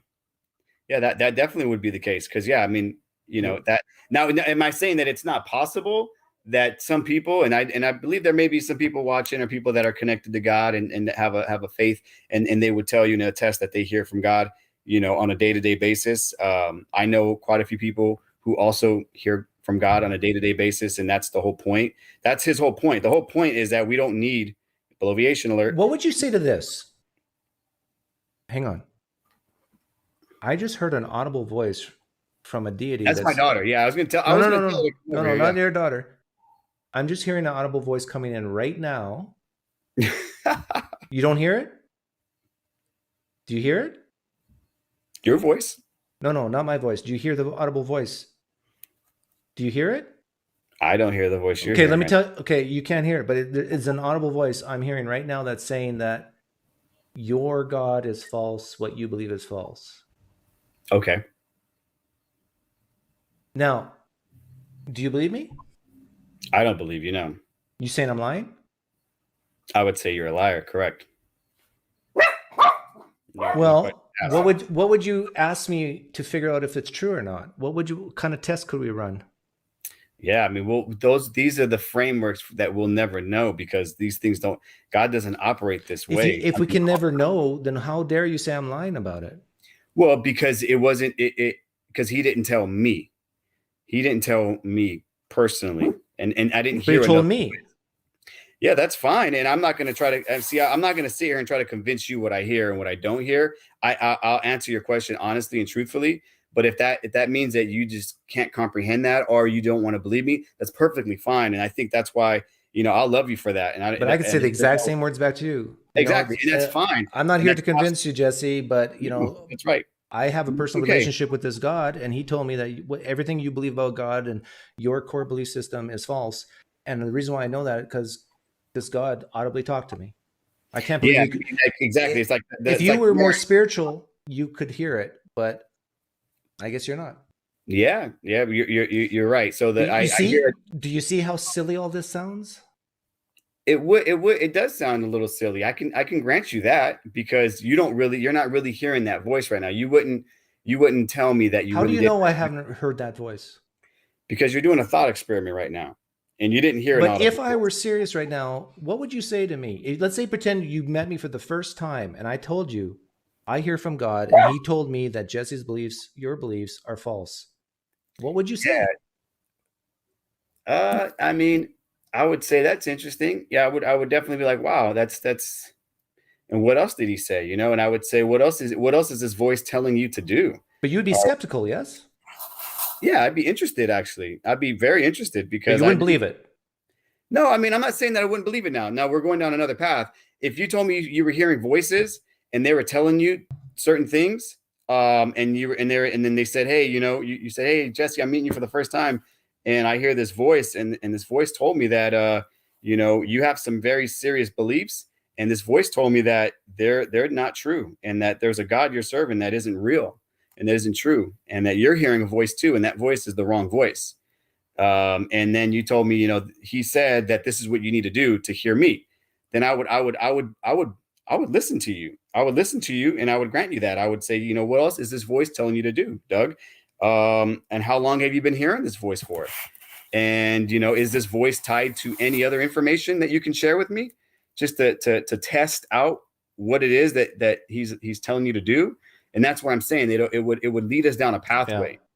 I wouldn't be surprised that most religions in the world are started by voices in the head, like Joseph Smith, Muhammad, Paul.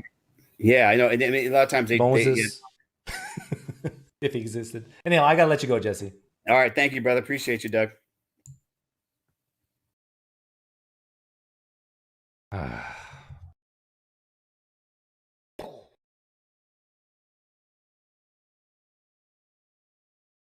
What do you do? I did the best I could. I did the best I could. Lord, I did the best I could. I'm hearing your voice. And Danny.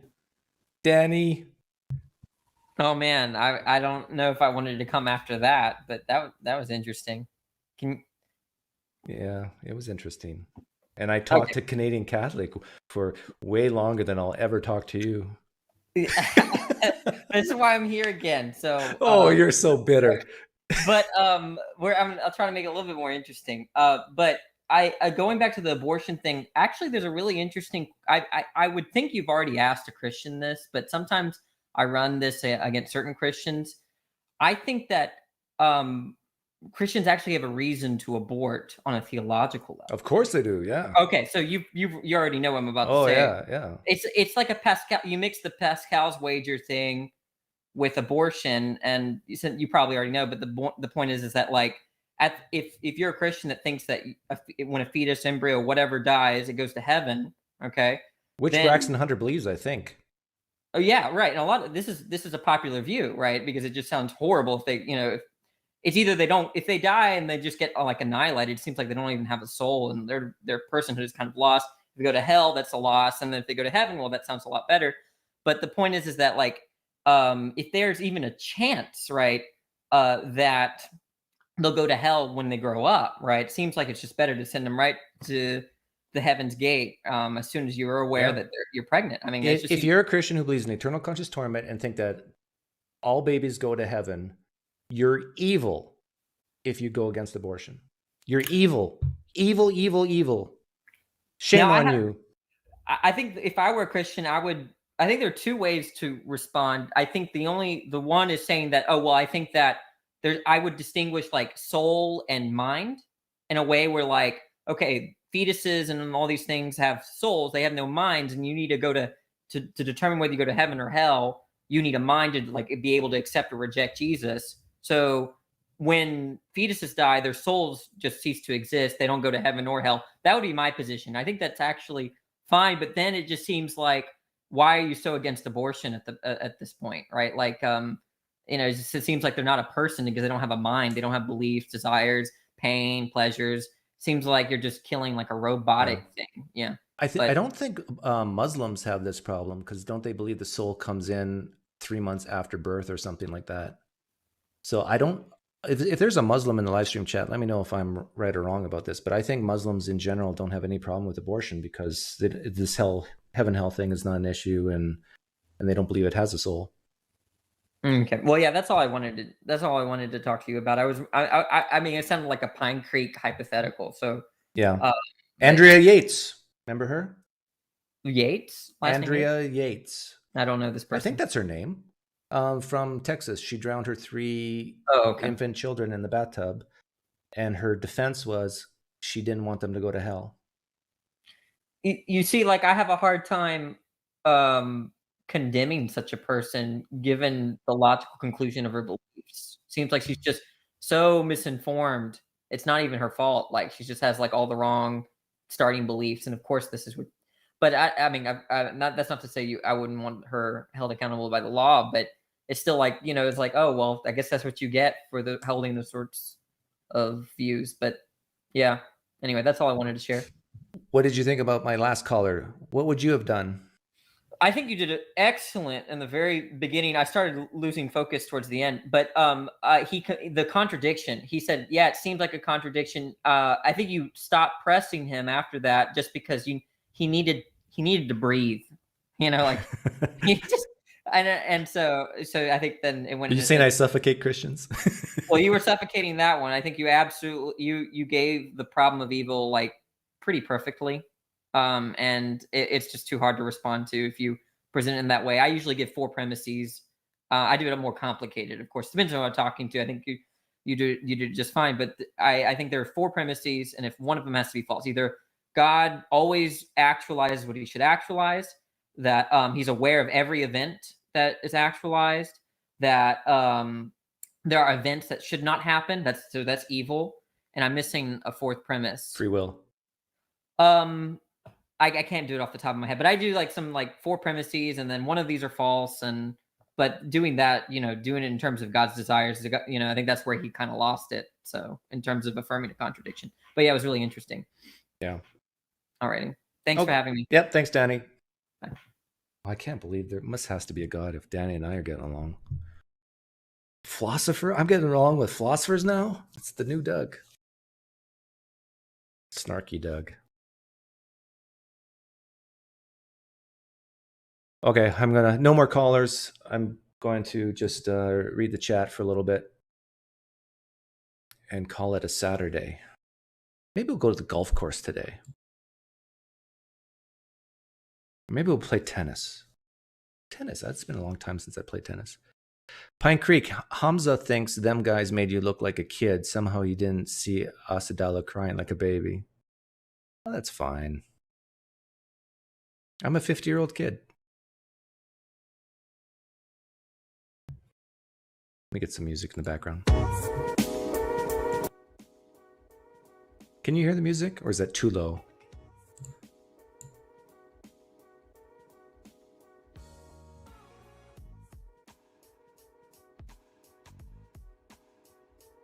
Tag me if you have a question.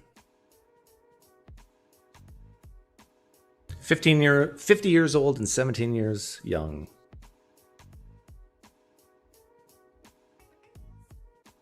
Thanks, Leonone Carsone. Leonone Carsone. I love that name. Doug, you need to read some philosophy.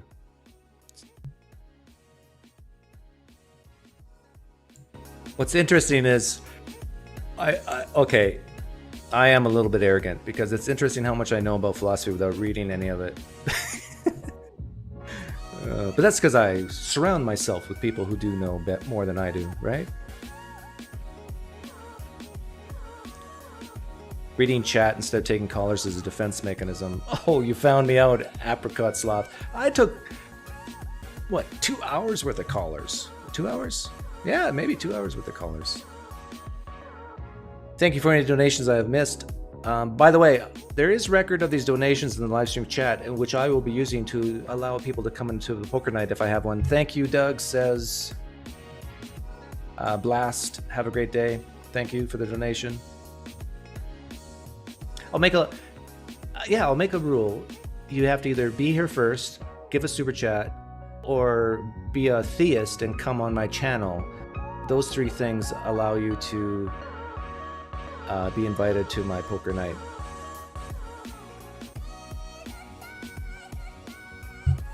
Oh, here's a good question. Brian Stevens, as you've watched people change their minds throughout your life, what has been the central theme in leaving religion, if one exists? Cognitive dissonance. It's like what I did with Jesse there. You take something like the problem of evil, you put the pedal down, and you just crush until they weep. Sorry, that sounds harsh, but you know what I mean. The thing is, the cognitive dissonance has to be at a high level, and it has to happen when they're not talking to me, when they're basically talking to themselves in the privacy of their own home, where they feel safe, secure. It's not going to happen in front of a camera. Like even Nathan, Digital Gnosis, when we talked, nothing happened on camera that changed his mind. It's like when he was in his room crying, he changed his mind.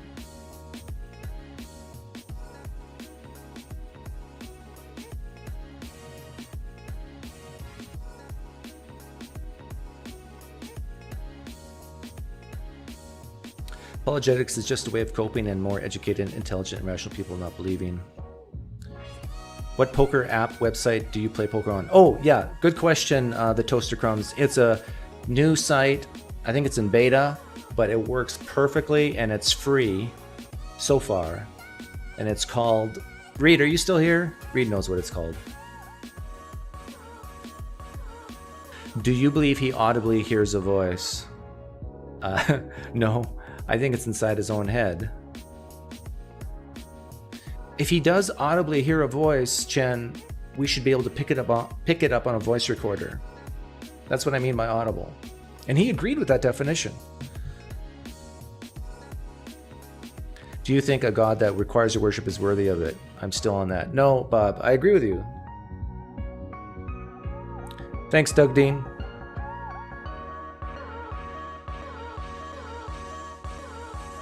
There's only one hockey god. I was sad to see the Montreal Canadiens lose last night. It's basically over.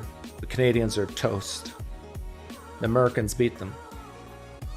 It used to be 70% of all Canadian, all hockey players, professional hockey players, are from Canada, but I'm sure that's much lower now.